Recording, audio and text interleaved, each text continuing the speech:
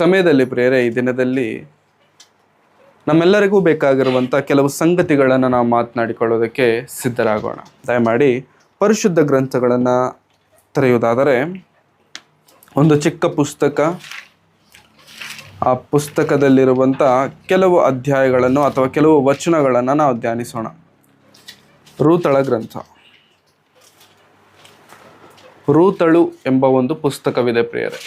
ರೂತಳು ನ್ಯಾಯಸ್ಥಾಪಕರ ಪುಸ್ತಕದ ನಂತರ ಸಮುವೇಲನು ಬರೆದ ಮೊದಲನೆಯ ಪುಸ್ತಕದ ಮೊದಲು, ಹಳೆಯ ಒಡಂಬಡಿಕೆ. ರೂತಳ ಗ್ರಂಥ ಇವತ್ತು ನಾವು ಮಾತನಾಡಿಕೊಳ್ಳುವಂಥ ಗ್ರಂಥ. ಪುಟ ಸಂಖ್ಯೆ 298, 298, ಪೇಜ್ ನಂಬರ್ 298 or 299. ರೂತಳ ಗ್ರಂಥ. ಈ ರೂತಳೆಂಬಂಥ ಪುಸ್ತಕದಲ್ಲಿ ಒಟ್ಟು 4 ಅಧ್ಯಾಯಗಳಿದ್ದಾವೆ. ರೂತಳ ಪುಸ್ತಕದಲ್ಲಿ 4 ಅಧ್ಯಾಯಗಳಿದ್ದಾವೆ. ಆದರೆ ನ್ಯಾಯಸ್ಥಾಪಕರ ಗ್ರಂಥದ ನಂತರ ಇಮ್ಮಿಡಿಯೇಟ್ ಆಗಿ ನಮಗೆ ಸಿಗುವಂಥ ಪುಸ್ತಕ ರೂತಳ ಪುಸ್ತಕ. ರೂತಳ ನಂತರ ನಮಗೆ ಬರುವಂಥದ್ದು ಸಮುವೇಲನ ಮೊದಲನೆಯ ಗ್ರಂಥ. ಆದರೆ ನ್ಯಾಯಸ್ಥಾಪಕರ ಇತಿಹಾಸ, ನ್ಯಾಯಸ್ಥಾಪಕರ ಚರಿತ್ರೆ ನಂತರ ನಮಗೆ ಸಿಗಬೇಕಾಗಿರುವಂಥದ್ದು ಸಮುವೇಲನ ಮೊದಲನೆಯ ಗ್ರಂಥ. ಯಾಕಂದರೆ ಸೀರೀಸ್ ವೈಸ್ ಕ್ರಮದ ಪ್ರಕಾರವಾಗಿ ಬರುವುದಾದರೆ ನ್ಯಾಯಸ್ಥಾಪಕರ ಪುಸ್ತಕದ ನಂತರ ನಮ್ಗೆ ಇಮಿಡಿಯೇಟ್ ಆಗಿ ಬರಬೇಕಾಗಿರುವಂಥದ್ದು ಸಮುವೇಲನ ಮೊದಲನೆಯ ಗ್ರಂಥ. ಯಾಕಂತಂದರೆ ಏಲಿನೂ ಕೂಡ ಒಂದು ನ್ಯಾಯಾಧಿಪತಿ ಎಂಬುದಾಗಿ ನಾವು ಕಳೆದ ವಾಕ್ಯದ ಸಂದೇಶದಲ್ಲಿ ನಾವು ಮಾತನಾಡಿಕೊಂಡಿದ್ದೇವೆ. ಏಲಿನೂ ಕೂಡ ಒಬ್ಬ ನ್ಯಾಯಾಧಿಪತಿ, ನ್ಯಾಯಸ್ಥಾಪಕನು. ಹಾಗಾಗಿ ರೂತಳ ಪುಸ್ತಕ ಯಾಕೆ ಇಲ್ಲಿ ಬಂತು ಮಧ್ಯದಲ್ಲಿ ಅಂತಂದರೆ, ಈ ರೂತಳ ಪುಸ್ತಕ ಅಥವಾ ಈ ರೂತಳ ಜೀವನ ನ್ಯಾಯಸ್ಥಾಪಕರ ಚರಿತ್ರೆಯಲ್ಲಿ ನಡೆದಂಥ ಒಂದು ಸಂಘಟನೆ. 1ನೇ ಅಧ್ಯಾಯ 1ನೇ ವಚನ. ರೂತಳು 1ನೇ ಅಧ್ಯಾಯ 1ನೇ ವಚನ. ನ್ಯಾಯಸ್ಥಾಪಕರು ಆಳುತ್ತಿದ್ದಾಗ ದೇಶದಲ್ಲಿ ಬರ ಬಂದದರಿಂದ ಯಹೂದ ಪ್ರಾಂತದ ಬೆತ್ಲೆಹೇಮಿನವನೊಬ್ಬನು ತನ್ನ ಹೆಂಡತಿ, 2 ಕುಮಾರರು ಇವರ ಸಹಿತವಾಗಿ ಮೋವಾಬ್ ದೇಶದಲ್ಲಿ ವಾಸ ಮಾಡಬೇಕೆಂದು ಹೊರಟು ಹೋದನು. ನ್ಯಾಯಸ್ಥಾಪಕರು ಪರಿಪಾಲಿಸುತ್ತಿರುವಂಥ ಕಾಲದಲ್ಲಿ, ನ್ಯಾಯಸ್ಥಾಪಕರು ಇಸ್ರಾಯೇಲ್ಯರನ್ನು ಆಳ್ವಿಕೆ ಮಾಡುತ್ತಿರುವಂಥ ಸಮಯದಲ್ಲಿ ಬರ ಬಂತಂತೆ ಪ್ರಿಯರೇ. ಬರ ಅಂತಂದರೆ ಹಳೆಯ ಒಡಂಬಡಿಕೆಯಲ್ಲಿ ಆದಿಕಾಂಡದಲ್ಲೂ ಕೂಡ ಒಂದು ಸಮಯದಲ್ಲಿ ಬರ ಬಂತು. ಯಾವಾಗ? ಯೋಸೇಫನ ಕಾಲದಲ್ಲಿ, ಅಂತಂದರೆ ಯಾಕೋಬನ ದಿನಮಾನಗಳಲ್ಲಿ ಬರ ಬಂತು. ಬರ ಬಂದಾಗ ಆ ಬರಗಾಲದಲ್ಲಿ ಊಟಕ್ಕಿರಲಿಲ್ಲ, ಗೋಧಿ ಇರಲಿಲ್ಲ, ಅಕ್ಕಿ ಇರಲಿಲ್ಲ, ತಿನ್ನೋದಕ್ಕೆ ಏನು ಸಿಗದೇ ಇರುವಂಥ ಕಾಲ, ಅದನ್ನು ಬರಗಾಲ ಅಂತ. ಸೊ ನ್ಯಾಯಸ್ಥಾಪಕರ ಗ್ರಂಥದಲ್ಲೂ ಕೂಡ ಪ್ರೇರ ಒಂದು ಕಾಲದಲ್ಲಿ ಬರಗಾಲ ಬಂತಂತೆ. ಆ ಬರಗಾಲ ಯಹೂದ್ಯ ಪ್ರಾಂತದಲ್ಲಿ ಬಂದಿದೆ, ಅಂತಂದರೆ ಇಸ್ರಾಯೇಲಿಯರಿರುವಂಥ ಜಾಗದಲ್ಲಿ ಬಂದಿದೆ. ಆದರೆ ಬರ ಬಂದಿದ ತಕ್ಷಣ ಏನು ಮಾಡ್ತೇವೆ? ಬರ ಬಂದಿದ ತಕ್ಷಣ ಜನರು ಏನು ಮಾಡ್ತಾರೆ ಹೇಳಿ? ಬೇರೆ ಊರಿಗೆ ಹೋಗೋದು ಅಂಥದ್ದು ಕಾಮನ್. ಬೇರೆ ಊರುಗಳಿಗೆ ಹೋಗುವಂಥದ್ದು ಕಾಮನ್. ಇವಾಗ ಬೆಂಗಳೂರು ಪಟ್ಟಣದಲ್ಲಿ ಇರಬೇಕಾಗಿರುವಂಥ ಜನರಿಗಿಂತ ಜಾಸ್ತಿ ಜನರಿದ್ದಾರೆ. ಕಾರಣ ಏನು? ಇಲ್ಲಿ ಒಳ್ಳೆ ದುಡ್ಡಿದೆ, ಬೇರೆ ಬೇರೆ ಊರುಗಳಿಂದ ಇಲ್ಲಿಗೆ ಬರ್ತಾರೆ, ಬೇರೆ ಬೇರೆ ಊರುಗಳಿಂದ ಬಂದು ಇಲ್ಲಿ ಮನೆಗಳನ್ನು ಮಾಡ್ಕೊಳ್ತಿದ್ದಾರೆ. ಯಾಕಂತಂದರೆ ಇಲ್ಲಿ ಇರುವಂಥ ಫೆಸಿಲಿಟಿ, ಇಲ್ಲಿ ಇರುವಂಥ ಇನ್ಕಮ್ಮು ಅವರ ಸ್ವಂತ ಊರುಗಳಲ್ಲಿ ಇಲ್ಲ. ಅದೇ ರೀತಿಯಲ್ಲಿ ಬರಗಾಲ ಇವರಿಗೆ ಬಂದಿದೆ. ಇವರು ಬರಗಾಲ ಬಂದಿದ ತಕ್ಷಣ ಪ್ರೇರೆ ಇವರು ಬೇರೆ ಊರಿಗೆ ಹೋಗ್ಬೇಕು ಅಂತ ಅಂದ್ಕೊಂಡ್ರು. ಯಾವ ಊರಂತೆ? ಊರ ಹೆಸರು ಹೇಳ್ತಿದ್ದಾರೆ ನೋಡಿ. ಮೋವಾಬ್ ದೇಶದಲ್ಲಿ ವಾಸ ಮಾಡಬೇಕೆಂದು ಹೊರಟು. ಎಲ್ಲಿಂದ? ಬೆತ್ಲೆಹೇಮಿನಿಂದ. ಬೆತ್ಲೆಹೇಮ್ ಈ ಪದ ನಮಗೆ ತುಂಬ ಸುಪರಿಚಿತ. ಯಾಕೆಂದರೆ ಬೆತ್ಲೆಹೇಮಲ್ಲಿ ಯಾರು ಹುಟ್ಟಿದ್ದಾರೆ? ಯೇಸು. ಅಂಥ ಊರಲ್ಲಿ ಬರ ಬಂದಿರೋದ್ರಿಂದ ಅವ್ರು ಎಲ್ಲಿಗೆ ಹೋಗಿದ್ದಾರೆ ಅಂತಂದರೆ ಮೋವಾಬ್ ದೇಶಕ್ಕೆ ಹೋಗಿದ್ದಾರೆ. ಮೋವಾಬ್ ದೇಶ ಹೆಚ್ಚು ಕಡಿಮೆ 80ರಿಂದ 90 ಕಿಲೋಮೀಟ್ರು. ಬೆತ್ಲೆಹೇಮಿಂದ ಮೋವಾಬ್ ಎನ್ನುವಂಥ ದೇಶ 80ರಿಂದ 90 ಕಿಲೋಮೀಟರ್. ರೌಂಡ್ ಫಿಗರ್ ಆಗಿ ಹೇಳಬೇಕು ಅಂತಂದರೆ 100 ಕಿಲೋಮೀಟ್ರು. 100 ಕಿಲೋಮೀಟ್ರ್ ಪ್ರಯಾಣ ಮಾಡ್ಕೊಂಡು ಹೋಗ್ಬಿಟ್ಟಿದ್ದಾರೆ. ಯಾರು? ಈ ಬೆತ್ಲೆಹೇಮಲ್ಲಿರುವಂಥ ಒಂದು ಕುಟುಂಬ. ಆ ಕುಟುಂಬದ ಹೆಸರನ್ನು ಕೂಡ ದೇವರು ಬರೆಸ್ತಿದ್ದಾರೆ ನೋಡಿ ಪ್ರೇರ ಕೆಳಗೆ ವಚನದಲ್ಲಿ. 2ನೇ ವಚನ. ಆ ಮನುಷ್ಯನಿಗೆ ಹ್ಮ್ ಅವನ ಹೆಂಡತಿಗೆ ಹ್ಮ್ ನೋವೋಮಿ ಎಂದು, ಹ್ಮ್ ಇಬ್ಬರ ಮಕ್ಕಳಿಗೆ ಹ್ಮ್ ಮಹಲೋನ್ ಮಹ್ಲೋನ್ ಕಿಲ್ಯೋನ್ ಕಿಲ್ಯೋನ್ ಎಂದು ಹೆಸರು. ಎಂದು ಹೆಸರು. ಗಂಡನ ಹೆಸರೇನಂತೆ ಪ್ರೇಯರೆ? ಗಂಡನ ಹೆಸರೇನು? ಎಲಿಮೆಲೆಕನು. ಹೆಂಡತಿ ಹೆಸರು ನವೋಮಿ. ಎಲಿಮೆಲೆಕನು ನವೋಮಿ. ಚರಿತ್ರೆ ನಾವು ಮಾತನಾಡ್ತಿದ್ದೇವೆ, ಇವಾಗ ಹಿಸ್ಟ್ರಿ ನಾವು ಮಾತನಾಡ್ತಿದ್ದೇವೆ. ಎಲಿಮೆಲೆಕನು ನವೋಮಿ, ಇವರಿಬ್ಬರ ಮಕ್ಕಳು ಮಹ್ಲೋನ್ ಕಿಲ್ಯೋನ್. ಇವರಿಬ್ಬರ ಮಕ್ಕಳು, ದೊಡ್ಡವನು ಮಹ್ಲೋನ್, ಚಿಕ್ಕವನು ಕಿಲ್ಯೋನ್. ಇವರಿಬ್ಬರ ಮಕ್ಕಳು ಸಹಿತವಾಗಿ ಪ್ರಿಯರೇ ಎಲ್ಲಿಗೆ ಹೋಗಿದಾರಂತೆ? ಮೋವಾಬ್ ಎನ್ನುವಂಥ ದೇಶಕ್ಕೆ ಹೋಗಿದ್ದಾರೆ. ಮೋವಾಬ್ ದೇಶ ಯಾರದು? ಮೋವಾಬ್ ದೇಶ ಯಾರದು? ಹಳೆ ಒಡಂಬಡಿಕೆ ಓದಿದ್ದೀರಾ? ಮೋವಾಬ್ ಎನ್ನುವಂಥ ಆದಿಕಾಂಡ ಓದೋರು ಎಷ್ಟು ಜನ ಇದ್ದೀರಾ? ಆದಿಕಾಂಡ ಓದೋರು ಓದಿರಿ. ಒಬ್ಬರೇ ಓದಿರೋದು, ಇನ್ಯಾರು ಓದಿಲ್ವ ಆದಿಕಾಂಡ? ಆದಿಕಾಂಡದಲ್ಲಿ ಮೊದಲನೆಯ ಬಾರಿಗೆ ಮೋವಾಬ್ ಎನ್ನುವಂಥ ಒಂದು ಹೆಸರು ಕೇಳಲ್ಪಡುತ್ತೆ. ಯಾರ್ದದು? ಮೋವಾಬ್ ಎನ್ನುವಂಥ ಹೆಸರು ಬರುತ್ತೆ. ನೆನಪಿದೆಯಾ? ಯಾರು ಗೊತ್ತಾ ಪ್ರಿಯರೇ? ಲೋಟನನ್ನ ದೇವರು ಆ ಸೊದೋಮ್ ಗೊಮರ ಪಟ್ಟಣಗಳಿಂದ ಒಳಗಡೆ ತಗೊಂಡ್ಬರ್ತಾರಲ್ಲ, ಲೋಟನನ್ನ ಸೊದೋಮ್ ಗೊಮರ ಪಟ್ಟಣಗಳಿಂದ ಹೊರಗೆ ತಂದಾಗ ಅಲ್ಲಿ ಅವನ ಹೆಂಡತಿ, ಲೋಟನ ಹೆಂಡತಿ ಉಪ್ಪು ಸ್ತಂಭವಾಗ್ತಾಳೆ, ಪ್ರಾಣ ಇಲ್ದಿರ ಸತ್ತೋಗ್ತಾಳೆ. ಇವಾಗ ಯಾರು ಮಿಕ್ಕಿದ್ದಾರೆ? ಲೋಟನ ಯಾರು? ಇಬ್ರು ಮಕ್ಕಳು, ಇಬ್ರು ಹೆಣ್ಣು ಮಕ್ಕಳು. ಅವಾಗ ಲೋಟನಿಗೆ ಇಬ್ಬರು ಹೆಣ್ಣು ಮಕ್ಕಳು ಏನಂತ ಪ್ರಣಾಳಿಕೆ ಹಾಕೊಳ್ತಾರೆ ಅಂತಂದ್ರೆ, ದೇಶನೇ ಸುಟ್ಟೋಗ್ಬಿಟ್ಟಿದೆ, ಭೂಮಿ ಮೇಲೆ ಯಾರು ಇಲ್ಲ ನಮ್ಮ ಜೊತೆಗೆ ಬರೋದಕ್ಕೆ ಗಂಡು. ಇವಾಗ ನಮ್ಮ ತಂದೆಗೆ ನಾವು ಮದ್ಯವನ್ನ ಕೊಟ್ಟು ನಮ್ಮ ತಂದೆಯ ಮೂಲಕವಾಗಿ ನಾವು ಮಕ್ಕಳನ್ನ ಗರ್ಭವನ್ನ ಹೊಂದೋಣ ಎಂಬುದಾಗಿ ಒಂದು ಪ್ರಣಾಳಿಕೆ ಮಾಡಿಕೊಂಡು ರಾತ್ರಿ ಆಗ್ತಿದ್ದಂಗಳೇ ಆ ಅಪ್ಪನಿಗೆ ಫುಲ್ಲು ಎಣ್ಣೆ ದ್ರಾಕ್ಷರಸ ಕುಡಿಸೋದು, ತಪ್ಪನ್ನ ಮಾಡುವಂಥದ್ದು. ಈ ರೀತಿಯಾಗಿ ಬಂದಂಥವನೇ ಮೋವಾಬ್. ಈ ರೀತಿಯಾಗಿ ಜನಿಸಿದಂಥವನೇ ಮೋವಾಬ್. ಆ ಇಬ್ಬರು ಮಕ್ಕಳಲ್ಲಿ ಒಬ್ಬ ಮಗನೇ ಮೋವಾಬ್. ಈ ಮೋವಾಬ್ ದೇಶಕ್ಕೆ ಎಲ್ಲಿಗೆ ಯಾರು ಹೋಗ್ತಿದ್ದಾರೆ ಪ್ರಿಯರೇ? ಎಲಿಮೆಲೆಕನು. ಸೂಪರ್. ಆದಿಕಾಂಡ 19ನೇ ಅಧ್ಯಾಯ 36ನೇ ವಚನ ಓದಪ್ಪ. ಇಬ್ಬರು ಹೆಣ್ಣು ಮಕ್ಕಳು ತಂದೆಯಿಂದ ಬಸರಾದರು. ಹಿರಿಯವಳು ಗಂಡು ಮಗುವನ್ನು ಎತ್ತು ಅದಕ್ಕೆ ಮೋವಾಬ್ ಎಂದು ಹೆಸರಿಟ್ಟಳು. ಇಂದಿನವರೆಗೂ ಇರುವ ಮೋವಾಬ್ಯರಿಗೆ ಅವನೇ ಮೂಲ ಪುರುಷನು. ಕಿರಿಮಗಳು ಗಂಡು ಮಗುವನ್ನು ಹೆತ್ತು ಅದಕ್ಕೆ ಬೆನಮ್ಮಿ ಎಂದು ಹೆಸರಿಟ್ಟಳು.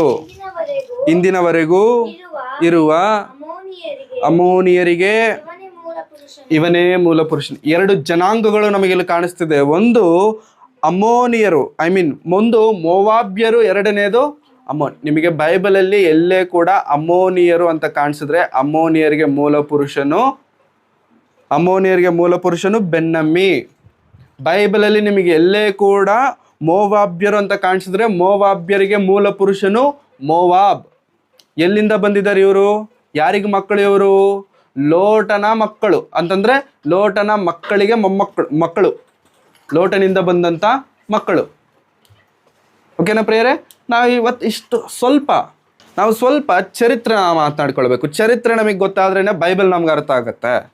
ಮೋವಾಬ್ ದೇಶಕ್ಕೆ ಯಾರು ಹೋಗ್ತಿದ್ದಾರೆ ಇವಾಗ? ಎಲಿಮೆಲೆಕನು ನವೋಮಿ.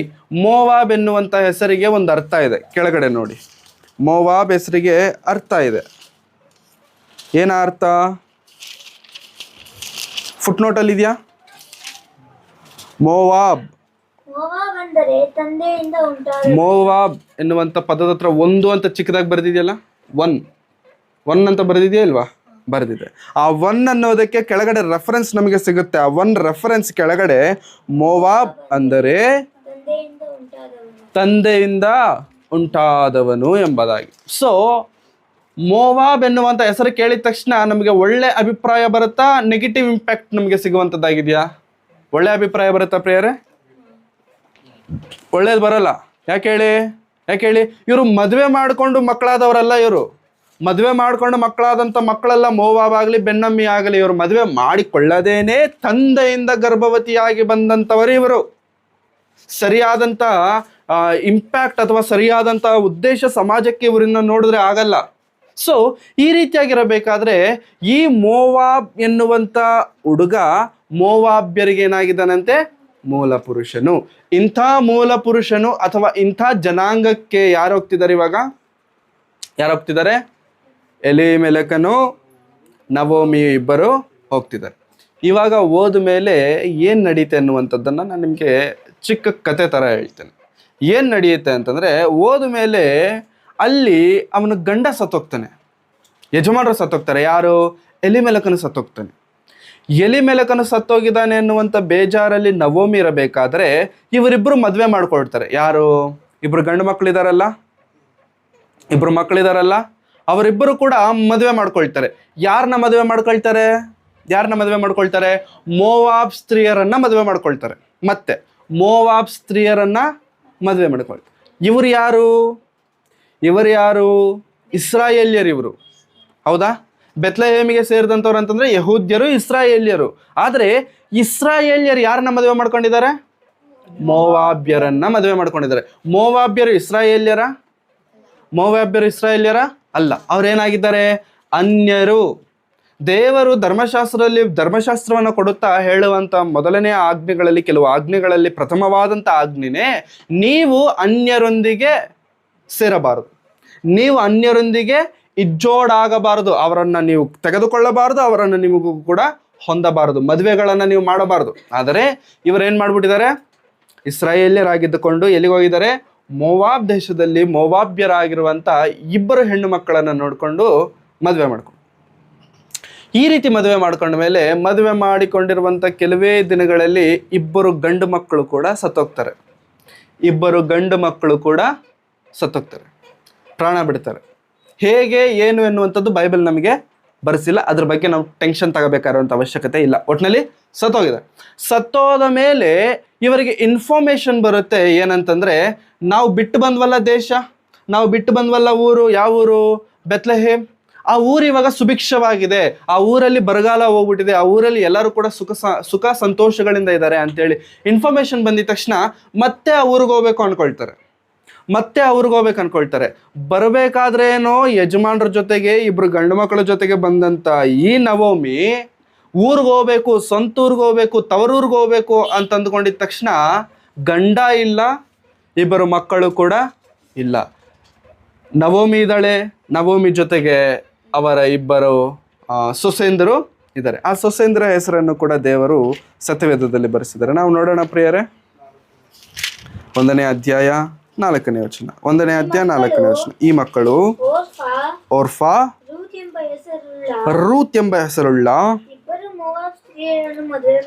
ಇಬ್ಬರು ಮೋವಾಬ್ ಸ್ತ್ರೀಯರನ್ನು ಮದುವೆ. ಈ ಓರ್ಫಾಸ್ ಮತ್ತೆ ರೂತಳು ಯಾವ ಸ್ತ್ರೀಯರು? ಇವರು ಮೋವಾಬ್ ಸ್ತ್ರೀಯರು, ಅಂದ್ರೆ ಅನ್ಯರು. ಮದುವೆ ಮಾಡ್ಕೊಳ್ಬೇಕಾದ್ರೆ ಪ್ರಿಯರೇ ಯಾವತ್ತೂ ಅರ್ಥ ಮಾಡ್ಕೊಳ್ಳಿ, ದೇವರನ್ನ ನಂಬಿದಂಥವರನ್ನ ಮದುವೆ ಮಾಡ್ಕೊಂಡ್ರೆ ತುಂಬಾ ಉತ್ತಮ. ಯಾಕೆಂದ್ರೆ ನಾವು ದೇವರನ್ನ ನಂಬಿರೋದ್ರಿಂದ ನಮ್ಮ ಜೊತೆಗಿರುವಂಥವ್ರು ಕೂಡ ದೇವರನ್ನ ನಂಬಿರೋರು ಇದ್ರೇನೆ ತುಂಬಾ ಒಳ್ಳೇದು. ಯಾವತ್ತು ಅನ್ಯರೊಂದಿಗೆ ನಾವು ಇಜ್ಜೋಡಾಗಬಾರದು. ಅನ್ಯರೊಂದಿಗೆ ನಾವು ಹೋಗಿ ನಾನು ಧೈರ್ಯ ಮಾಡಿ ಮಾಡ್ಕೊಳ್ತೇನೆ ಅಂತ ಧೈರ್ಯ ಮಾಡಿದ್ರೆ ಪ್ರಿಯರೇ ಅದು ಯಾವತ್ತೂ ಸರಿಯಾಗುವುದಿಲ್ಲ, ಯಾವತ್ತೂ ಕೂಡ ಅದು ಸರಿಯಾಗುವುದಿಲ್ಲ. ಇವರು ಏನು ಮಾಡ್ಬಿಟ್ಟಿದ್ದಾರೆ? ಮೋವಾಬ್ ಸ್ತ್ರೀಯರನ್ನ ಮದುವೆ ಮಾಡಿಕೊಂಡಿದ್ದಾರೆ. ಮೋವಾಬ್ ಸ್ತ್ರೀಯರನ್ನ ಮದುವೆ ಮಾಡಿಕೊಂಡ ಮೇಲೆ ಇಬ್ಬರು ಕೂಡ ತೀರೋಗಿದ್ದಾರೆ. ಇವಾಗ ಇವರು ಮೋವಾಬ್ ದೇಶಕ್ಕೆ ಹೋಗಿ ಎಷ್ಟು ವರ್ಷ ಆಗಿದೆ ಅನ್ನುವಂಥದ್ದನ್ನು ಕೂಡ ದೇವರು ಬರೆಸಿದ್ದಾರೆ. 10 ವರ್ಷ, 10 ಇಯರ್ಸ್ ಆಗಿದೆ. ಈ 10 ಇಯರ್ಸ್ ಅಲ್ಲಿ ಗಂಡ ತೀರ್ಕೊಂಡ, ಇಬ್ಬರು ಮಕ್ಕಳು ಕೂಡ ತೀರ್ಕೊಂಡ್ರು. ಓರ್ಫಾ ಮತ್ತು ರೂತಳು ಮಾತ್ರ ಮಿಕ್ಕಿದ್ದಾರೆ. ಇವಾಗ ಸ್ವಂತ ಊರಿಗೆ ಹೋಗ್ಬೇಕು ಅಂತ ನಿರ್ಣಯ ಯಾರ್ದು? ಸ್ವಂತ ಮನೆಗೆ ಹೋಗ್ಬೇಕು, ಬೆತ್ಲೆಹೇಮ್ಗೆ ಹೋಗ್ಬೇಕೆನ್ನುವಂಥ ನಿರ್ಣಯ ಯಾರ್ದು? ನವೋಮಿದು. ವೆರಿ ಗುಡ್, ನವೋಮಿದು. ಇವಾಗ ಈ ನಿರ್ಣಯ ನವೋಮಿದಾಗಿರಬೇಕಾದ್ರೆ ನವೋಮಿ ಹೋಗ್ಬೇಕು ತಾನೇ ಊರಿಗೆ, ನವೋಮಿ ಹೋಗ್ಬೇಕು. ಮತ್ತೆ ಜೊತೆಲಿರುವಂಥ ಇಬ್ರು ಸೊಸೆಂದ್ರನೇನು ಮಾಡಬೇಕು? ಕರ್ಕೊಂಡು ಹೋಗ್ಬೇಕಾ? ಆದರೆ ನವೋಮಿ ಏನು ಹೇಳ್ತಿದ್ದಾಳೆ ಅಂತಂದ್ರೆ, ಇಬ್ಬರು ಸೊಸೆಂದ್ರನ್ನ ಕರೆದು ಆಲ್ರೆಡಿ ಹೊರಟಿದ್ದಾಳೆ ಅಂತೆ. ದಾರಿಯ ಮಧ್ಯದಲ್ಲಿ ಆಲ್ರೆಡಿ ಹೊರಟು ದಾರಿಯಲ್ಲಿ 7ನೇ ವಚನ ನೋಡಿ, 7ನೇ ವಚನ. ತಾನಿದ್ದ ಸ್ಥಳದಿಂದ ಯೆಹೂದ ದೇಶಕ್ಕೆ ಹೋಗುವ ದಾರಿಯಲ್ಲಿ ದಾರಿಯಲ್ಲಿ ಕರ್ಕೊಂಡು ಹೋಗ್ಬೇಕು ತಾನೆ ಅತ್ತೆ ಕರ್ಕೊಂಡು ಹೋಗ್ತಿದ್ದಾಳೆ. ಕರ್ಕೊಂಡು ಹೋಗ್ತಿರುವಾಗ ದಾರಿಯಲ್ಲಿ ನಿಲ್ಲಿಸ್ಬಿಟ್ಟು ಏನಂತ ಮಾತಾಡ್ತಿದ್ದಾರೆ ಅಂತಂದ್ರೆ, ಇವಾಗ ನಾವು ಪ್ರಯಾಣಗಳನ್ನ ಮಾಡ್ತೇವೆ. ಪ್ರಯಾಣ ಮಾಡ್ಬೇಕಾದ್ರೆ ನಾವು ಅವಾಗ ಅಲ್ಲಿ ನಿಲ್ಲಿಸ್ಬಿಟ್ಟು ಟೀ ಕಾಫಿ ಕುಡಿತಿರ್ತೇವೆ, ಹೌದಾ? ಪ್ರಯಾಣದಲ್ಲಿ ನಮ್ಗೇನು ಬೇಕು? ಟೀ ಇರಬೇಕು. ಇವಾಗ ನಮಗೆ ಅರ್ಥ ಆಗೋ ಭಾಷೆಯಲ್ಲಿ ನವಮಿನೂ ಕೂಡ ಅತ್ತೆ ಕರ್ಕೊಂಡು ಹೋಗ್ತಿದ್ದಾಳೆ. ಯಾರನ್ನ? ಓರ್ಫಾನನ್ನ, ರೂತಳನ್ನ ಕರ್ಕೊಂಡು ಹೋಗ್ಬಿಟ್ಟು ಟೀಗೆ ನಿಂತಿದ್ದಾರೆ. ಈ ಟೀಗೆ ನಿಂತಿರ್ಬೇಕಾದ್ರೆ ಮಾರ್ಗ ಮಧ್ಯದಲ್ಲಿ ನವಮಿ ಹೇಳ್ತಿದ್ದಾಳೆ, ಅಮ್ಮ ನಿಮ್ಮಿಬ್ಬರಿಗೊಂದು ವಿಷಯ ಹೇಳ್ತೇನೆ. ಏನಂತಂದರೆ, ನಿಮ್ಮಿಬ್ಬರಿಗೆ ಇನ್ನೂ ವಯಸ್ಸಾಗಿಲ್ಲ, ನೀವಿನ್ನೂ ಯೌವನಸ್ಥರಾಗಿದ್ದೀರಾ. ಒಂದು ಕೆಲಸ ಮಾಡಿ, ನೀವು ನನ್ನ ಜೊತೆಗೆ ಯಾಕೆ ಬರ್ತೀರಾ? ನಾನು ಮುದುಕಿ ಆಗ್ಬಿಟ್ಟಿದ್ದೇನೆ, ನನ್ನ ಜೊತೆಗೆ ನೀವು ಬರಬೇಡಿ. ಒಂದು ಕೆಲಸ ಮಾಡಿ, ನೀವು ನಿಮ್ಮ ಸ್ವಂತ ಊರುಗಳಿಗೆ, ಸ್ವಂತ ದೇಶಗಳಿಗೆ ಹೋಗಿ ಒಳ್ಳೆಯ ಹುಡುಗನನ್ನು ನೋಡಿ ಮದುವೆ ಮಾಡಿಕೊಂಡು ನೀವು ಸುಖವಾಗಿರಿ. ನಾನು ದೇವರನ್ನ ಅದೇ ರೀತಿಯಾಗಿ ನಾನು ಕೂಡ ಪ್ರಾರ್ಥಿಸುತ್ತೇನೆ ಎಂಬುದಾಗಿ ಇವರಿಬ್ಬರು ಹೇಳ್ತಾರೆ. ಯಾರು? ನವಮಿ ಹೇಳ್ತಾರೆ. ನವಮಿ ಹೇಳಿದಂಥ ಮಾತಿಗೆ ಇವರಿಬ್ಬರು ಹೇಳ್ತಾರೆ, ಇಲ್ಲ ಅತ್ತೆ, ನಾನು ನಿಮ್ಮನ್ನು ಬಿಟ್ಟು ಹೋಗಲ್ಲ ಅಂತ ಹೇಳಿದ್ರೆ, ಇಲ್ಲ ನೀವು ಆ ರೀತಿ ಅನ್ನಬಾರ್ದು, ನೀವಿನ್ನೂ ಯೌವನಸ್ಥರು, ನಿಮ್ಮ ಜೀವನ ಯಾಕೆ ಹಾಳು ಮಾಡ್ಕೊಳ್ತೀರಾ? ನನಗೆ ವಯಸ್ಸು ಬೇರೆ ಆಗ್ಬಿಟ್ಟಿದೆ.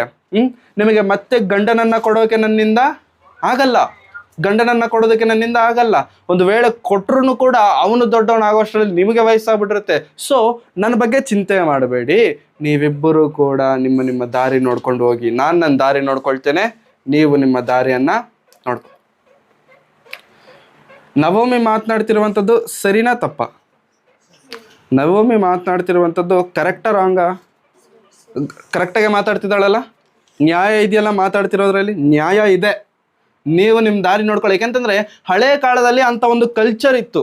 ಹಳೆ ಕಾಲದಲ್ಲಿ, ಇವಾಗ ಎರಡನೇ ಮದುವೆನ ಇಲ್ಲ, ಹಳೆ ಕಾಲದಲ್ಲಿ ಅಂತ ಕಲ್ಚರ್ ಇತ್ತು. ದೊಡ್ಡ ಮದುವೆ ಮಾಡಿದ್ಮೇಲೆ ಸೊಸೆಯಿಂದ ಮಕ್ಕಳಾಗಿಲ್ಲ ಅಂತ ಅಂದ್ಕೊಳ್ಳಿ, ಅವರ ತಂಗಿನ ಮದುವೆ ಮಾಡ್ಕೊಳ್ತಿದ್ರು. ಆ ತಂಗಿಯಿಂದ ಮದುವೆ ಆಗಿ ಮಕ್ಕಳಾದ್ರೆ ಅದು ದೊಡ್ಡ ಮಗಳಿಗೆ ಮಕ್ಕಳಾದಂಗೆ, ಅವರ ಸಂತಾನವಾದಂಗೆ ಆ ರೀತಿ ತೆಗೆದುಕೊಳ್ತಿದ್ರು. ಅದು ಕಲ್ಚರ್. ಸೊ ನೀವು ಹೋಗಿ ಮದುವೆ ಮಾಡ್ಕೊಳ್ಳಿ ಅಂತಂದ್ರೆ ಅವರಿಬ್ಬರು ಹೋಗಲ್ಲ ಅಂತಂದ್ರು. ಆವಾಗ ಮತ್ತೆ ಒತ್ತಡ ಮಾಡ್ತಾಳೆ ಸೊಸೆ, ಅತ್ತೆ, ನೀವು ಇಲ್ಲ, ಹೋಗಿ ನೀವು ನಿಮ್ಮ ಲೈಫ್ನ ಸ್ಪಾಯ್ಲ್ ಮಾಡ್ಕೋಬೇಡಿ ನನ್ನ ಜೊತೆಗೆ ಬಂದಂತ ಹೇಳಿ ಅವರನ್ನ ಒತ್ತಡ ಮಾಡ್ತಿರ್ಬೇಕಾದ್ರೆ ಓರ್ಫಾ ಬಂದ್ಲೀಗ.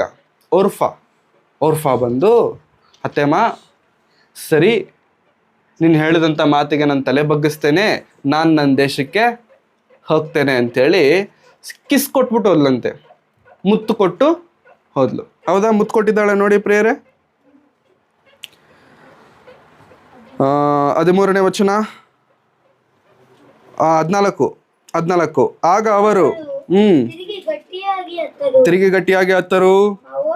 ಓರ್ಫಲು ಅತ್ತೆಯನ್ನು ಮುದ್ದಿಟ್ಟು ಹೊರಟು ಹೋದಳು. ಅತ್ತೆಗೇನಿಟ್ಟಿದ್ದಾಳಂತೆ? ಮುದ್ದಿಟ್ಟಿದ್ದಾಳೆ. ಈಗ ಓರ್ಫಾ ಮಾಡಿದ್ದು ಸರಿನಾ ತಪ್ಪ? ಓರ್ಫಾ ಮಾಡಿದ್ದು ಸರಿನಾ ತಪ್ಪ ಪ್ರಿಯರೇ? ಸರಿನೇ ತಾನೆ? ಸರಿ ಇದೆಯಾ? 100% ರೈಟ್. ಮುದ್ದಿಟ್ಟಿದ್ದಾಳಂತೆ, ಮುದ್ದಿಟ್ಬಿಟ್ಟು ಹೋದ್ಲು. ಅಮ್ಮ ಸರಿ ಆಯ್ತತ್ತೆ, ನಾನು ಒಯ್ತೀನಿ ನಮ್ಮ ಮನೆಗೆ, ನಾನು ನೋಡ್ಕೊಳ್ತೀನಿ, ನನ್ನ ದಾರಿ ನಾನು ನೋಡ್ಕೊಳ್ತೇನೆ ಅಂತೇಳಿ ಮುದ್ದಿಟ್ಟು ಓರ್ಫಾ ಹೊರಟೋದ್ಲು. ಇವಾಗ ಯಾರು ಉಳಿದಿದ್ದಾರೆ? ರೂತಳನ್ನು ಕೂಡ ನವಮಿ ನೋಡ್ಬಿಟ್ಟು ಹೇಳ್ತಿದ್ದಾಳೆ, ಅಮ್ಮ ನೀನು ಹೊರಟೋಗು, ನೀನು ಯಾಕೆ ಇದೆಯಾ ಇಲ್ಲಿ, ನಿನ್ನ ಲೈಫ್ನ ಸ್ಪಾಯ್ಲ್ ಮಾಡ್ಕೋಬೇಡ ಅಂತಂದಾಗ ರೂತಳು ಆಡುವಂಥ ಮಾತುಗಳಿದ್ದಾವೆ ನೋಡಿ ಪ್ರಿಯರೇ, ತುಂಬ ಅಮೂಲ್ಯವಾದ ಮಾತು. ರೂತಳು ಹೇಳುವ ಮಾತುಗಳು ತುಂಬ ಅಮೂಲ್ಯವಾದಂಥ ಮಾತುಗಳನ್ನು ರೂತಳು ಮಾತನಾಡ್ತಾಳೆ. ಈ ಸಂದರ್ಭ ನಮಗೆ ಬಹಳ ಪ್ರಾಮುಖ್ಯ ಪ್ರಿಯರೇ. ಈ ಸಂದರ್ಭ ನಮಗೆ ಬಹಳ ಪ್ರಾಮುಖ್ಯ. ಯಾಕೆಂತಂದರೆ ನಿರ್ಣಯ ಯಾರದು? ನಾವು ಮೊದಲೇ ಮಾತನಾಡಿಕೊಂಡ ಹಾಗೆ ನಿರ್ಣಯ ಯಾರ್ದು? ನವೋಮಿದು. ನವೋಮಿ ನಿರ್ಣಯ ಜೊತೆಗೆ ಸೊಸೆಂದ್ರಿಗೆ ಏನಾದರೂ ಸಂಬಂಧವಿದೆಯಾ? ನವೋಮಿ ನಿರ್ಣಯದ ಜೊತೆಗೆ ಸೊಸೆಂದ್ರಿಗೆ ಏನಾದರೂ ಸಂಬಂಧವೇ ಇಲ್ದಿರುವಂಥ ವಿಷಯ. ಬರ್ತೇನೆ ಅಂದರೆ ಬರಬಹುದು, ಬಿಡ್ತೇನೆ ಅಂತಂದರೆ ಬಿಟ್ಟಿರ್ಬೋದು. ಆದರೆ ನವೋಮಿ ದೊಡ್ಡ ಮನಸ್ಸು ಮಾಡಿಕೊಂಡು, ಇಲ್ಲ ನೀವು ನನ್ನ ಜೊತೆಗೆ ಬಂದರೆ ನಿಮ್ಮ ಲೈಫ್ ಸ್ಪಾಯ್ಲ್ ಆಗುತ್ತೆ ಅಂತೇಳಿ ಅವ್ರಿಗೆ ಹಿತೋಪದೇಶ ಮಾಡಿ ಓರ್ಫಳನ್ನು ಕಳಿಸಿಕೊಡ್ತಿರಬೇಕಾದ್ರೆ ರೂತಳು ಮಾತ್ರ ನಿಂತ್ಕೊಂಡ್ಬಿಟ್ಟಿದ್ದಾಳಂತೆ. ನಿಂತ್ಕೊಂಡಿರ್ಬೇಕಾದ್ರೆ ರೂತಳ ಜೊತೆಗೆ ನವೋಮಿ ಮಾತನಾಡ್ತಿರುವಂಥ ಸಂದರ್ಭ, ನವೋಮಿ ಜೊತೆಗೆ ರೂತಳು ಮಾತನಾಡ್ತಿರುವಂಥ ಸಂದರ್ಭ ನಾವು ಓದಬೇಕು ಪ್ರಿಯರೇ.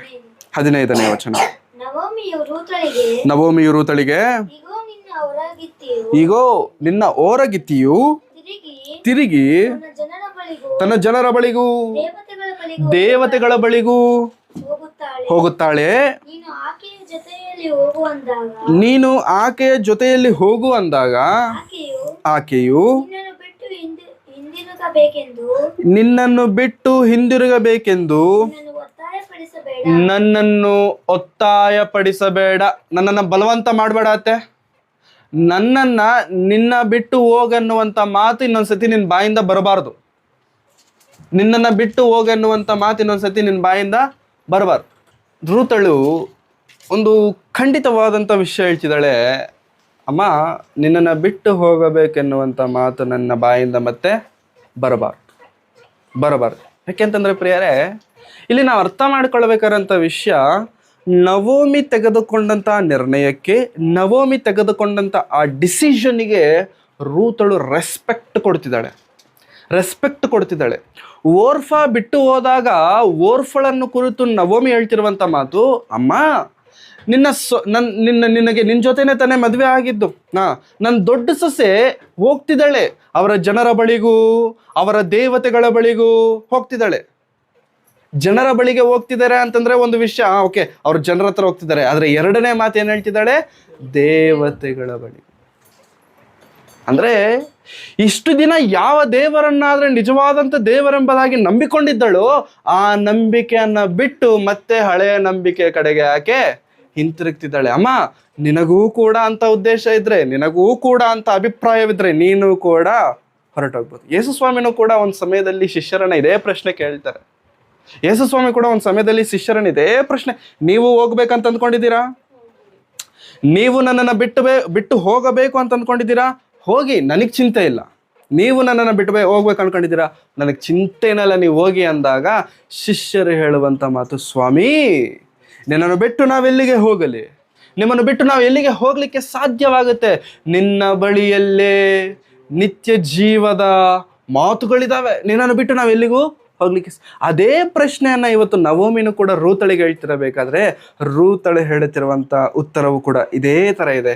ನನ್ನನ್ನು ಬಿಟ್ಟು ಹೋಗು ಎನ್ನುವಂತ ಮಾತು ಅತ್ತೆ ನೀನು ಹೇಳ್ಬೇಡ ಅಂತ ಹೇಳಿ ಮುಂದಕ್ಕೆ, ನೀನು ಎಲ್ಲಿಗೆ ಹೋದರೂ ನಾನು ಅಲ್ಲಿಗೆ ಬರ್ತೀನಿ. ನೀನು ಎಲ್ಲಿರ್ತೀಯೋ ನಾನು ಅಲ್ಲೇ ಇರ್ತೀನಿ. ನಿನ್ನ ಜನರೇ ನನ್ನ ಜನರು, ನಿನ್ನ ದೇವರೇ ನನ್ನ ದೇವರು. ನೀನು ಎಲ್ಲಿ ಸಾಯ್ತೀಯೋ ನಾನಲ್ಲೇ ಸಾಯ್ತೇನೆ, ಅಲ್ಲೇ ನನಗೆ ಸಮಾಧಿ ಆಗಬೇಕು, ಅಲ್ಲೇ ನನಗೆ ಸಮಾಧಿ. ಅಬ್ರಹಾಮನು ಸತ್ತಾಗ ಒಂದು ಜಾಗದಲ್ಲಿ ಸಮಾಧಿ ಮಾಡಿದ್ರು. ಅಬ್ರಹಾಮನ ಹೆಂಡತಿ ಆಗಿರುವಂತ ಶಾರಾ ಸತ್ತಾಗ ಬೇರೆ ಕಡೆ ಸಮಾಧಿ ಮಾಡಿಲ್ಲ. ಎಲ್ಲಿ ಸಮಾಧಿ ಮಾಡಿದ್ರು? ಆ ಅಬ್ರಹಾಮನ ಜೊತೆಗೆ ಸಮಾಧಿ ಮಾಡಿದ್ರು. ಇವರಿಬ್ರು ಸಮಾಧಿ ಒಂದು ಕಡೆ ಇರಬೇಕಾದ್ರೆ ಈಸಾಕನು ಕೂಡ ಒಂದ್ಸತಿ ಸತ್ತಾಗ ಏನ್ ಹೇಳ್ದ? ನನ್ನನ್ನು ಕೂಡ ನಮ್ಮಪ್ಪನ್ನ ಎಲ್ಲಾದ್ರೆ ಊತ ಹಾಕಿದಿರಲ್ಲ ಅಲ್ಲೇ ಊತ. ಹೆಂಡತಿ ಸತ್ತೋಲು. ಯಾರು? ಇಸಾಕನ ಹೆಂಡತಿ. ಈ ಹೆಂಡತಿನೂ ಕೂಡ ಎಲ್ಲ ಹಾಕಿದ್ರು. ಯಾಕೋಬನು ಸಾಯೋ ಟೈಮ್ಗೆ ಇಲ್ಲಿಲ್ಲ. ಎಲ್ಲಿದ್ದಾನೆ? ಐಗುಪ್ತ ದೇಶದಲ್ಲಿದ್ದಾನೆ. ಯಾಕೋಬನು ಸಾಯೋ ಟೈಮಿಗೆ ಇಸ್ರಾಯೇಲ್ ದೇಶದಲ್ಲಿಲ್ಲ. ಎಲ್ಲಿದ್ದಾನೆ? ಐಗುಪ್ತ. ಸಾಯಬೇಕಾದ್ರೆ ಯೋಸೇಫನ ತಂದು ಪ್ರಮಾಣ ಮಾಡಿಸಿಕೊಳ್ತಾನೆ. ಏನ ಪ್ರಮಾಣ ಅಂತಂದ್ರೆ, ನಾನು ಸತ್ತ ಮೇಲೆ ನನ್ನ ಎಲುಬುಗಳಿದಾವ, ನನ್ನ ಕಳೆ ಬರ ಇದೆಯಲ್ಲ, ಅದನ್ನ ಇಲ್ಲಂತೂ ಊತಿಡಬೇಡ. ಎಲ್ಲಿ ಊತಿಡಬೇಕು? ಅಬ್ರಹಾಮನನ್ನ ಊತಿಟ್ಟಂತ ಸ್ಥಳದಲ್ಲಿ, ಇಸಾಕನನ್ನ ಊತಿಟ್ಟಂತ ಸ್ಥಳದಲ್ಲಿ, ಅಲ್ಲೇ ನೀವು ನನ್ನನ್ನು ಕೂಡ ಸಮಾಧಿ.